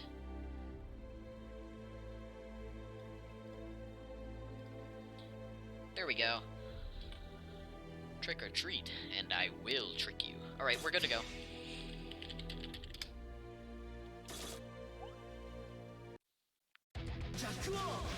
Obviously, the characters that I would want to see in Strive, Aerials. Now I want the Grandma Chef.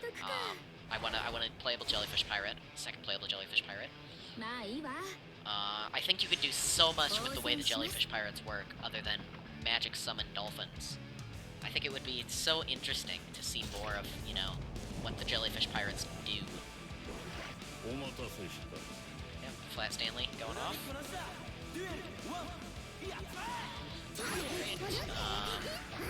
I guess we'll just formally say, I just read in chat, Bash says if anybody wants help with learning, DM him and he will do like a coach practice mode thingy, so that's definitely, if you're out of the tournament, you know, after we finish watching, or you can just head over there now. I assume he's willing to do that whenever. I don't know, my name is not Bash. Or she, God, I keep doing that. It's just so hard to get it into my mind. Anyways, I'm just gonna stick to talking about the game. I'm better with that. Jacko get grab. Answer theme play. Jacko get attack. Slayer do burst. Slayer out of corner. Jacko in corner. Slayer hit counter hit counter hit helter skelter. Black beat. Miss 6k. Lost super. Lock. Anji is going to be playable in it.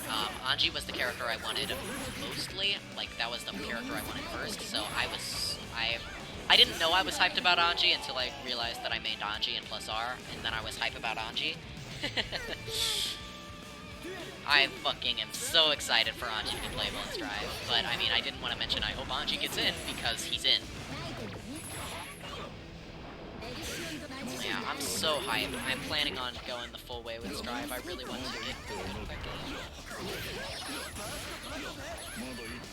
Ooh, look at the fleet of the home dogs. Oh my god, they're all gone from first. I really wanted to see the fleet of the home dogs do their work. Ooh, cross up with that dash. Yeah, I couldn't even tell what side he was going to be on. I thought maybe he would be in front, but he ended up behind. That's one of the trickiest things about Slayer. Anji looks so good. Have we seen gameplay of him?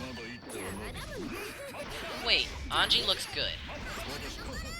So there's gameplay of him, question mark, is what you're telling me.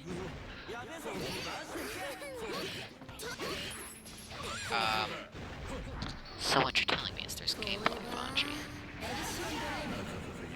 Lands. The command grab. It was a very strong command grab. It was Hellfire. This concludes our smooth jazz break.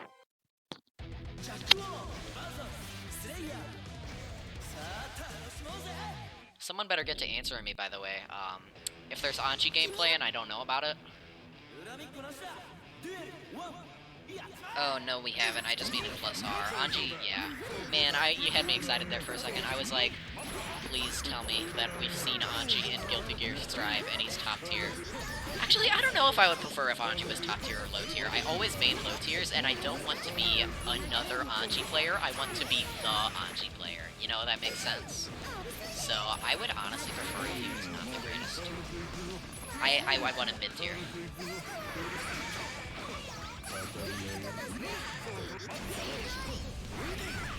Alright, nice. Big damage combos from Slayer. Obviously, it doesn't look like much, but you gotta remember that damage scales in this game with, what do you call it?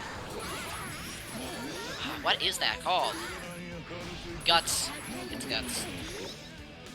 Spit. Throws the house.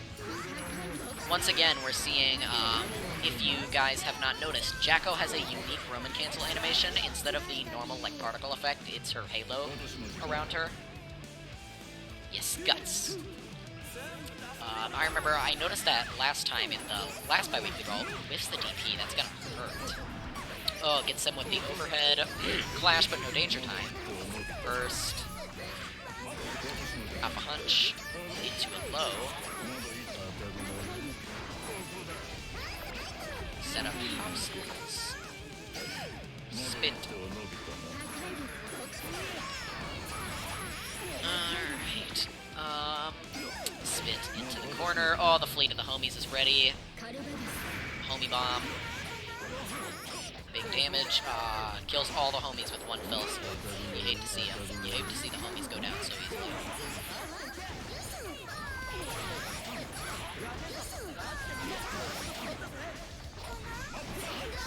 Mappa hunch. Too low. Oh my god!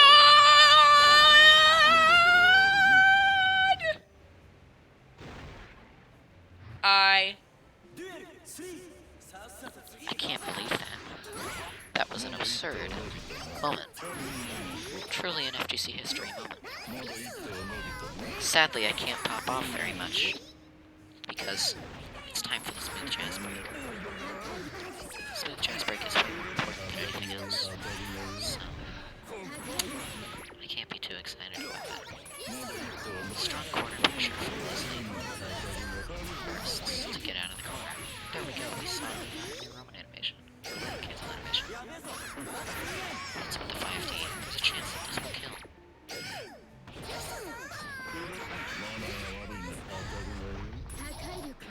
Okay, that was fucking sick. Okay, that was insane, dude.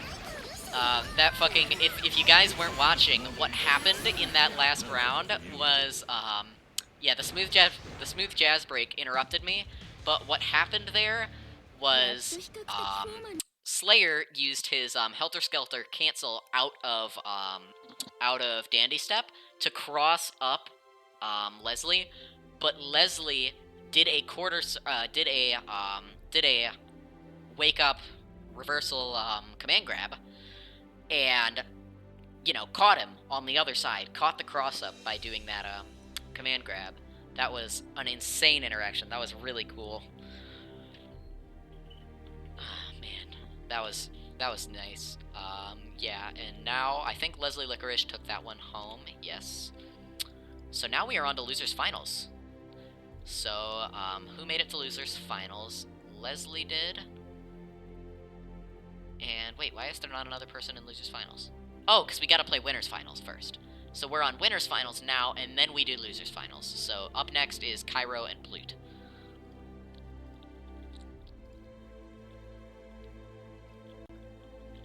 That's right, I remember that now.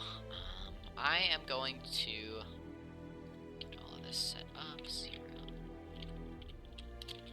Oops.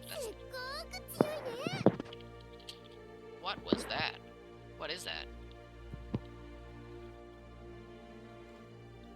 Oh, did Bash join voice? Wait. I heard, like, sounds of someone's mic. Okay, Plute is in first, so Plute is left.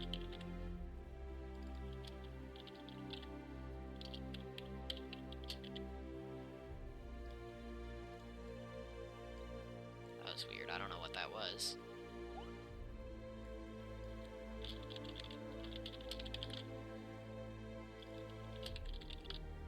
Winners finals, winners bracket.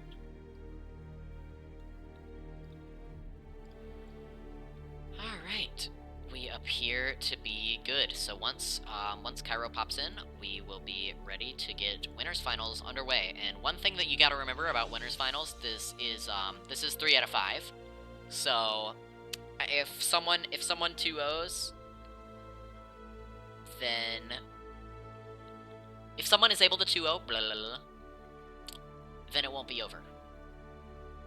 Leslie punching Roth in the back, giving him a nice massage. You like my Kai head I just fished? I see the Kai head. That's a good... I don't think I've ever seen the Kai head be used, actually. It's interesting.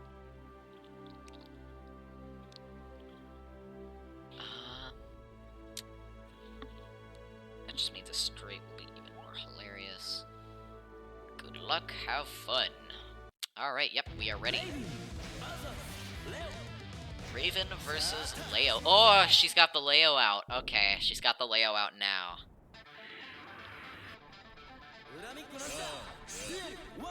With the beautiful colors. I love that color. Great. In stance, obviously Leo, unable to block or jump in stance, but he has that parry, and really he can play just as defensively without stance. In stance. He even has some, you know, better defensive options like that. Oh my god, this is... Definitely gonna finish this with that. Yep, that restance and leaves Leo in stance. Oh, whiffs the... Are we gonna see some 7 golden letters here? We are.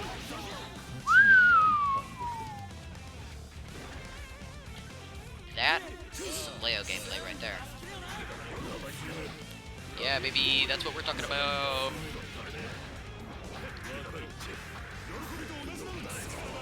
Alright, now Raven's gaining some momentum. Is this gonna be Plute's round? Are we trading perfects here? I would love to see that. That would be amazing. No. Ah. Plute, you were the chosen one. You were supposed to trade perfects with Cairo. Now that he's lost the perfect potential, he seems to be doing a little bit worse, but still is in the, still definitely has the life lead. Nice, nice flash kick from Cairo there. Not a significant enough of a life lead to really make a difference, though, because, fucking Leo does so much damage that one combo from both of them would kill here.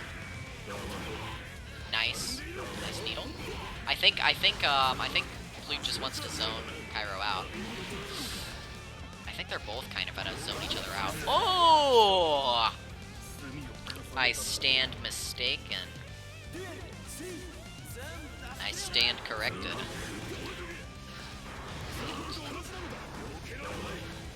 Needle. Leo is brain dead. Leo is not brain dead. Leo's Unga Bunga, but he's not brain dead. You can turn off the brain sometimes, but, you know, not with higher level play. Leo's easy to learn, but he's not, like, so much easier than everyone else. That's just my 2 cents, though. Nice burst. Nice. Sweep.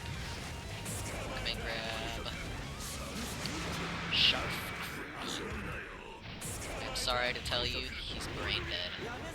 I don't think any character in this game is brain dead. There's not a single character in this game who I would call brain dead. All the characters have their own little things that make them not, you know, that make you have to have a brain cell. This game is not easy. So even when you're playing the easier characters, you're still using your mind.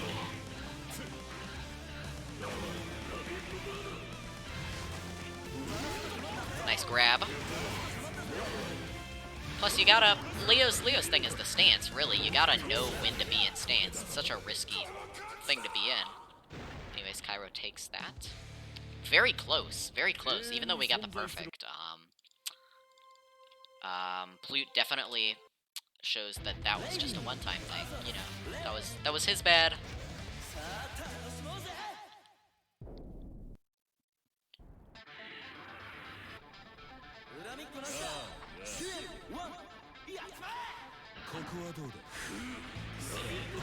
Oh, charging up the meter.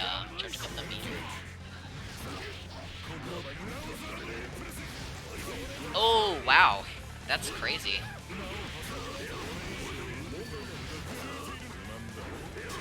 Dios. Nice.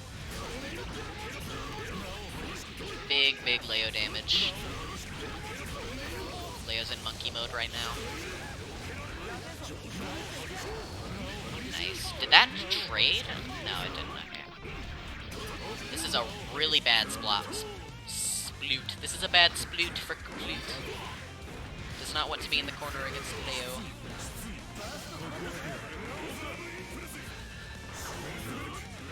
Real quick, what is the mechanic?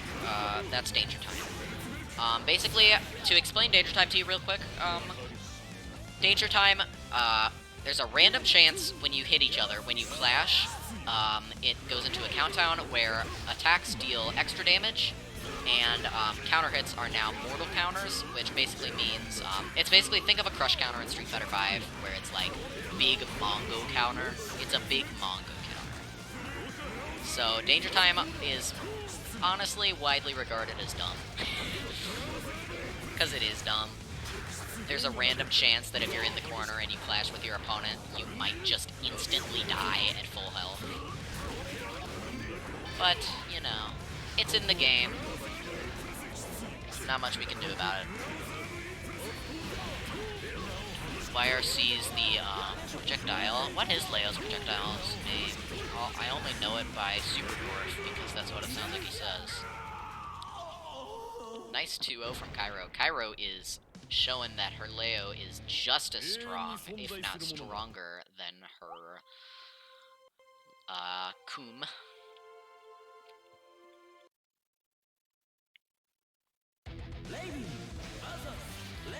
Any strike or only ground strikes become mortal counters. I know that not all attacks become mortal counters. I just don't know what the criteria is for it. Because I've definitely seen attacks not mortal counter in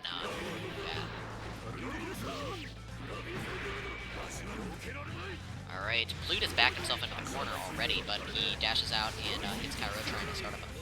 Cairo lands the DP into 5D on his wake-up. I cannot believe that actually worked. Are there any Johnny players in this tourney? There are, like, no Johnny players. We have a scarcity of Johnny players here. The only one I can think of who has played Johnny in our little Biweekly Brawl thing is, who is it that plays Johnny? I cannot remember. He also plays Venom and,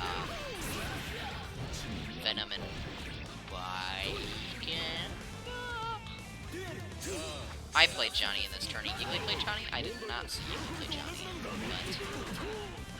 but I don't think Eagly got on stream. Definitely not on stream as Johnny. Ooh, strong offensive pressure. Does not hit the 5D, but Cairo does not take her turn back there. Afraid of... Ooh! A little bit of lag allows Cairo to get out of that corner. Ooh, the YRC in the low, or the RRC in the low, my bad. Leo's projectile. Leo's projectile is really strong. It's got 2 hits even as the default version. And, you know, the big version has tons of hits.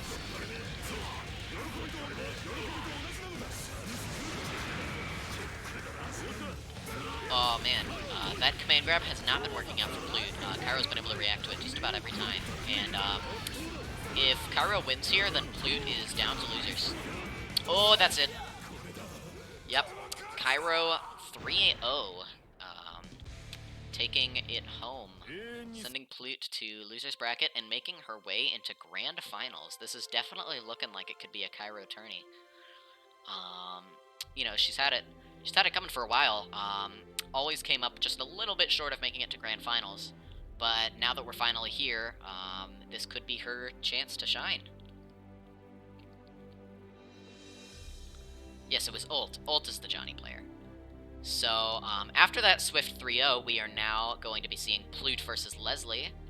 I'll give Plute left side, because, you know, Leslie's on a different cab.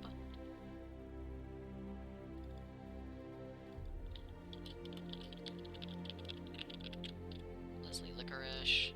So once again, since this is finals, you are gonna... What was I gonna say? Because this is finals, it's 3 out of 5. That's what I meant to say.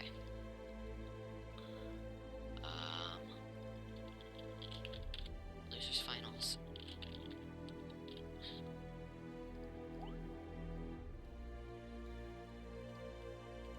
Here we go. Got it going. Alright. Good to go. And, after this, we are gonna have our, 5-minute break that we normally have, but then we will get right back into the gameplay.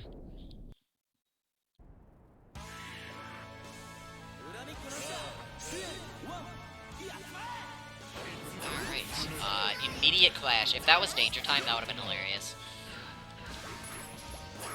Right. Both players kind of footsying around each other. Jacko, of course, with her 8-directional spit, just able to take the corner by landing that one move and spitting him in the corner himself. Normally, you need to work a little bit harder, but Jacko's got a cover for you. Air fireballs. Strong corner pressure as that house levels up to level 2, or level 2. K-House is one of the stronger houses. K-House is usually considered to be the best house just because of the spears. The spear guys, spear homies really lock you down. Really make it hurt. I know I've been in places where I've been low on health and the spear homies have been forcing me to block, and I'm like, oh, I'm gonna die from chip if I don't get these spear homies off of me, and I just got no chance to move.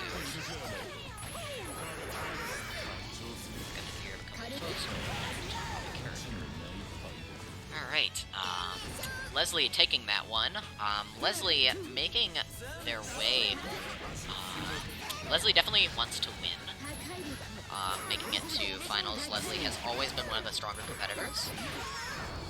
Also placed very well in the FGU's tournament arc, I believe. Did I take Leslie out? I think I took Leslie out. I can't remember. Did I make... No, I didn't take... I never fought Leslie. No, I did, because Leslie fought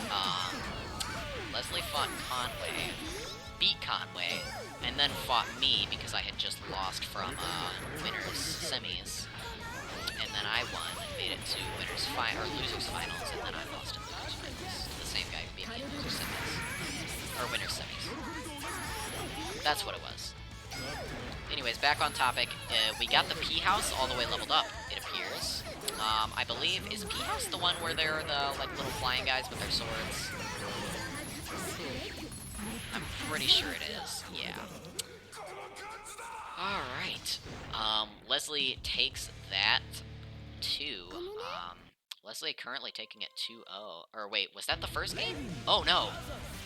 Oh, no, I got rid of his name.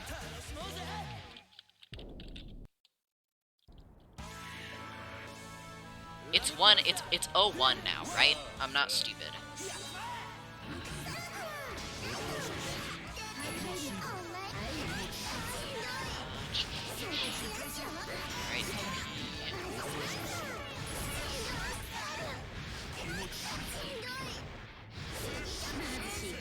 Keeps going for that exact same string. That's kind of funny. Sweet. Now, Flute is in the corner. corner. He bursts to get out of the corner, but doesn't actually get the chance to escape. Raven takes a bit of time to move around the stage, so, ooh, now they have switched sides. Definitely a much more comfortable position for Blue now. P is Flying Swords, S wants that attack when the opponent becomes airborne, K is Spears. Yep, that's what I thought. Alright, lands the Zweig, so it is good. I used to think Zweig was a Leo move because, you know, it definitely sounds like it. Leo has lots of German names for his moves, from what I remember. Leo probably supposed to be German. Kinda looks it. Nice sweep.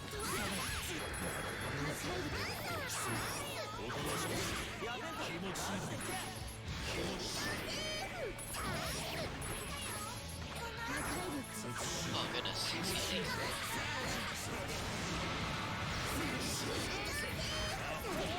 Alrighty. Good DP there. Oh, another good DP. Leslie's trying to turn this around, but is not able to. The counter poke from Plute able to close out that round. It is now 1-1, I think. I don't think I reported that incorrectly. I'm worried that I did, though. Alrighty. So remember, this is not set point, or this is not game point, because it's 3 out of 5. So they're both gonna have to win one more if they want to take it to grands. Nice grounds.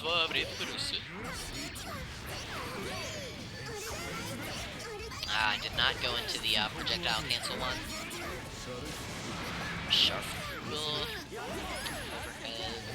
Good DP. Leslie getting them out of the corner. Nice. That move has a tendency to have people fall into it just because of how long it stays out.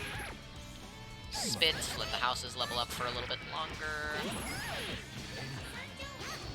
Oh! Uses the invulnerability of the command grab to get that off. Hellfire does a lot of damage, but of course, because of the guts, does not kill. Burning his meter a little bit by just supering while he's blocking, you know, so that he doesn't have enough to FD the incoming home dogs, but does not even get the chance to have to get chipped out by the home dogs. Alrighty, jump into the air fireball round starts. Oh, whoa, that was interesting. Did Jacko just high file that? That was interesting. I might have seen that wrong. Oh, Jacko also has a unique burst animation too. Jacko also gets the halo for a burst. I didn't notice that. I thought it was only for the RC. That's neat.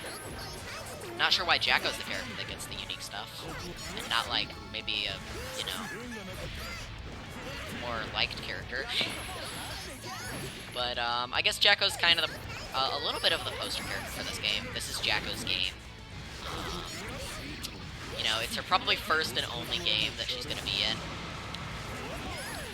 And she really was one of the focuses of this game. What do you mean, I beg your pardon? I'm not saying I don't like Jacko. I do like Jacko. It's just a well-known fact that people don't like Jacko. Needle and the longest end screen of all time. I don't know why that happens. Yeah, people get mad at Jacko, but I don't think there's any reason to get mad at Jacko. I mean, I understand how her concept could be frustrating, but I think they pulled it off really well. And I mean, I love me a bit of StarCraft 2 every now and then. And I love me some fighting games, so, you know, really Jacko is just, like, kind of the perfect character. You know, combining two beloved genres into one, being RTSs and fighting games. And they did it in a way that isn't super frustrating, which is hilarious. Please wait. I am going to assume that there's some bad connection going on here, but I'm just going to keep commentating. Burst to get him out of the corner. Now it's Plute's turn to start the offense. RC's it to continue the combo.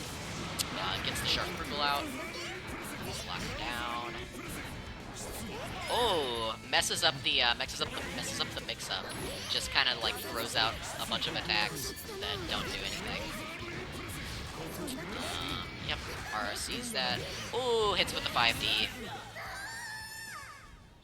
And takes that. So now it is 2-1 for Plute, but that was very close.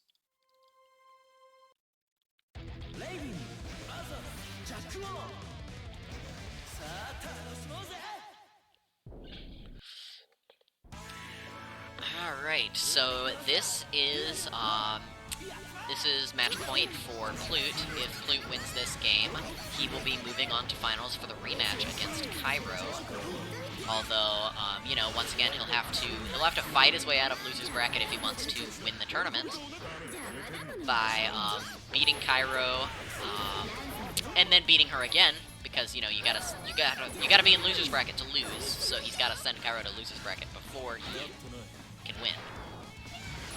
So both of these players have a big challenge ahead of them. But it looks like both players are also up to it, working really hard to try to make it back to that Grands.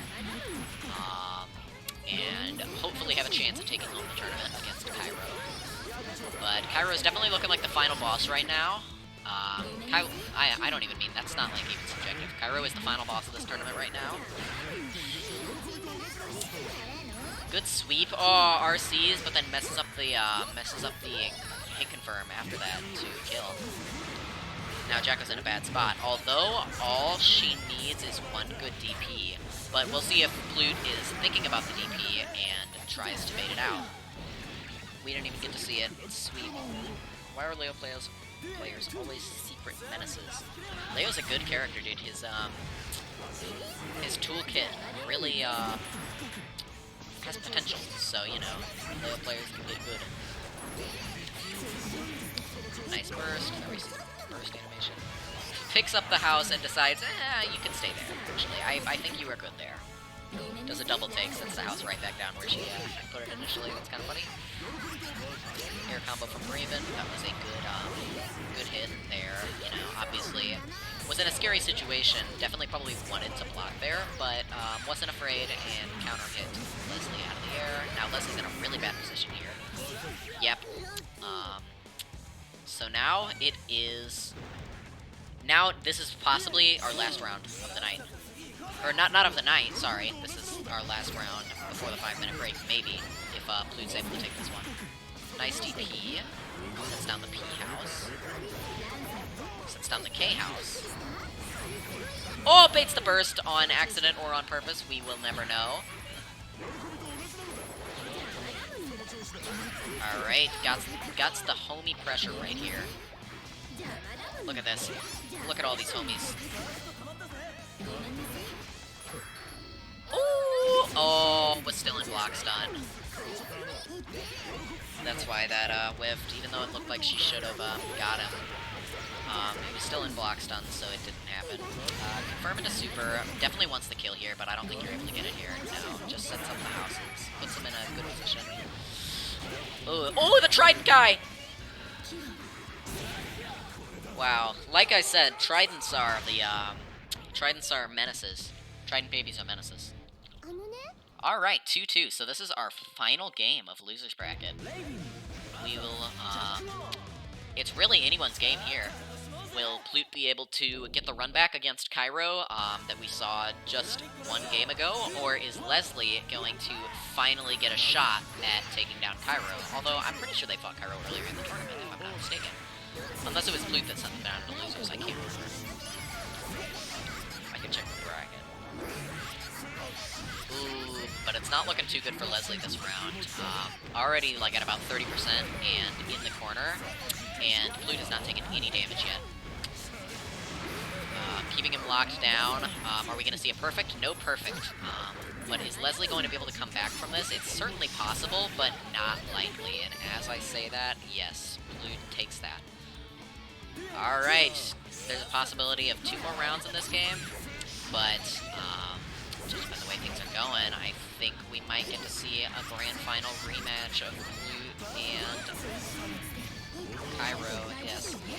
Leslie kind of scrambling a little bit, afraid that they're going down here. Regaining some momentum here, definitely getting more composed. I can definitely tell that those last 2 rounds, or this last 1.5 rounds were lost a little bit due to nerves, but now they're getting going again. Ooh, great dead angle attack. I never would have thought about that. I didn't see that coming at all, but definitely a strong idea. Good idea. Nice grab. Set up house. Yep. S house. Oh! Command grab. No Hellfire. Just barely outside of the Hellfire range. That's unfortunate. You know, one of the rare circumstances where Leslie might have wanted to take a little bit more damage before that. But, ooh, this is it. Yep. Alright. Final round. Let's go. Alright, Blue gets the early lead, but Leslie is still not in any disadvantage. Now Plute is in disadvantage as Leslie gets houses set up, gets the projectile barrier, spins Plute in the corner. Plute is going to have some real trouble getting out of here, but commentator's curse, he did it so easily and so quickly. Oh, bad 5D. Oh, another 5D. Hello? Into the super. I don't know if that was your best option there, but, oh, this was definitely a smart idea, buffing the Omis here. Is this gonna OTG? It is gonna OTG. Okay, oh no, you're in the corner. Got hit by the needle again. Yeah, that does high profile that. That's interesting. Okay, well, that takes it. Leslie is moving on to Grands, baby. You love to see it. Alright, so definitely a very, very interesting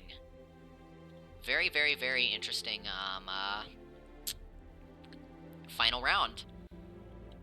But we are now going to take our 5-minute break. I am going to get that set up right now. And then we are going to move on to Grand Finals. And Grand Finals will be Cairo versus Leslie Licorice. Licorice. Transition. So I will see you guys at 8:28. 8:28, I will be back. Oh no, I made Cairo's name too big. Well, whatever. 8:28, I will be back, and we will get on with Grand Finals. See you then.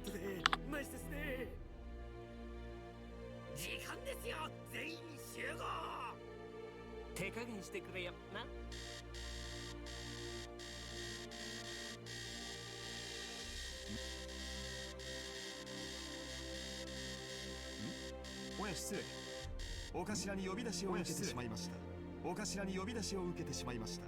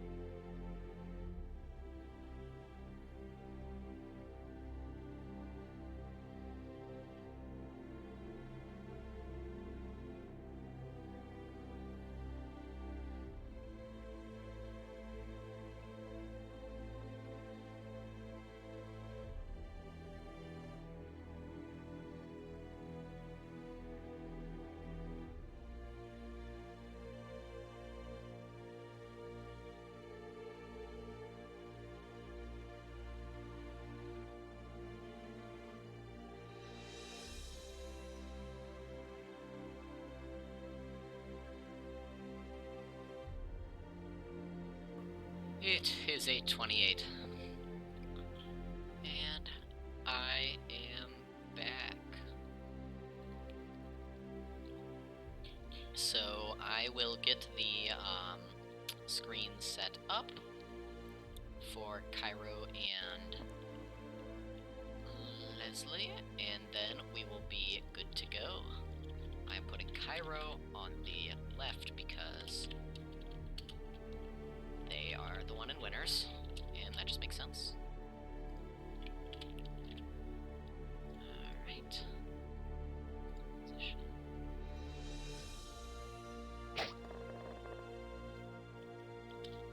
Grand Finals. Winners bracket. Alright. We're back.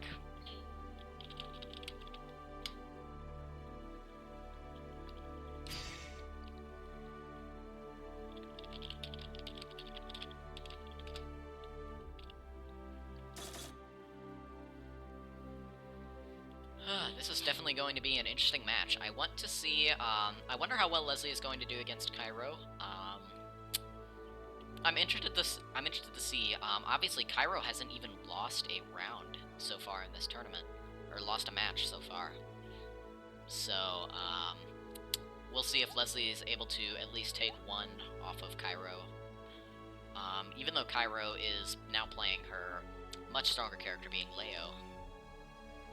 We'll see if Leslie Licorice is able to give her a run for her money. And without further ado, here we go into our first round of Grand Finals.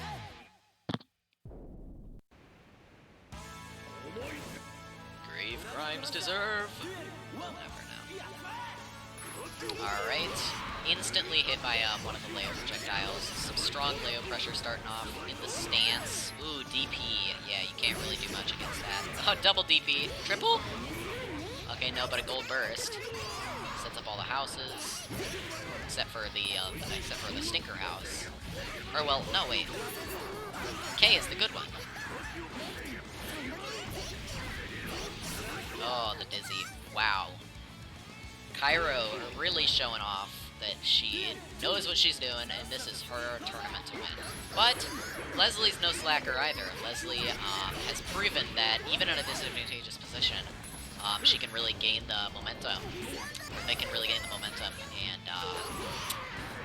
and really make something out of it. As we're seeing here, ooh, bad 5D, but it's fine. Jump over that. Nice. Obviously, Leo cannot block when he's in the stance. Has to only parry. Nice spit. K-House. Nice. Oh man, if the homies stayed there, that would have been a really tough spot for Cairo to get out of. Nice DP. You might want to flip. Oh, okay, that might kill. I think that might have been Cairo's first round loss. Not sure. Yeah, Leslie not messing around. This is Grand Finals. Both people are here are good. Oh no. Oh, this is momentum. Oh, but this hurts. Okay, yeah, good burst, good burst. Yeah, see there, that wasn't a mortal counter. I told you it's not a mortal counter every time. Ah, gets rid of all the homies. Sad day for homes. Oh, nice parry from Cairo. Follows it up.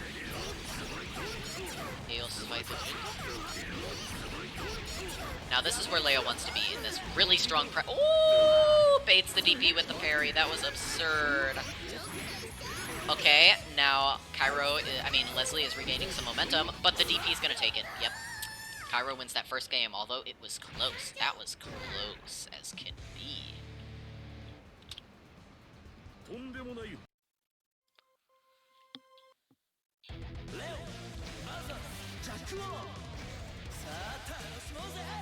Alright. What I'm interested to see is if Cairo loses one with Leo, if she'll switch to I'm really interested in that. They're obviously, if Leslie lost to Cairo early in bracket, Leslie lost to Coop. And from what it seems, Leslie's not having too much trouble dealing with Cairo's Leo. Although, as I say that, we're watching as Leslie gets absolutely destroyed. So, you know, don't listen to me. Well, that was a pretty decisive round from Cairo, but we know that Leslie comes back from these. We've seen it time and time and time and time and time and time again. Nice DP. This has been a very DP-heavy day. Lots of Leo, lots of Jacko, really. We followed Leslie a lot of the way through bracket. Nice 5D, finally connects. That's definitely what Leslie has been wanting this whole time. Getting the houses a little more time to level up. Ooh, rejected. Oh, but blocks. Blocks the thingy. The thingy. Blitz. Nice, getting Leo out of the DP. But now you're in the corner against Leo and Stance. Oh no, you're dead.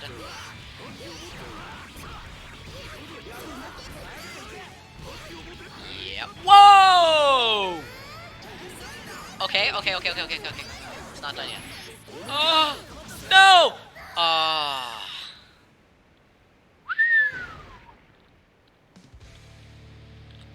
That was absurd. I honestly, after seeing that command grab, I wanted Leslie to win that round. That was sick. Alright, this is the game. This is the one. Will Cairo be undefeated in this tournament victory and move on from the Biweekly Brawl beginners level? Or is Leslie going to manage to either, you know, get rid of her perfect streak, or, you know, even somehow turn it around and win the whole thing herself, or himself?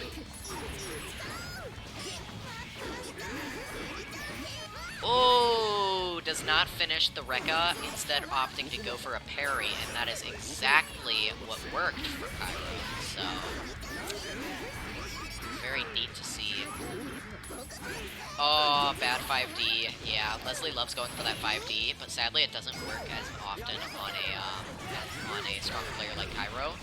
Plus, Leo is such a fast character, he almost always wants to be mashing those buttons. So throwing out moves where you think your opponent might be too scared to block it, not the strongest option against a character who never blocks. Will Leslie be able to win one game against Cairo? Or is Cairo going to keep the perfect streak this tourney?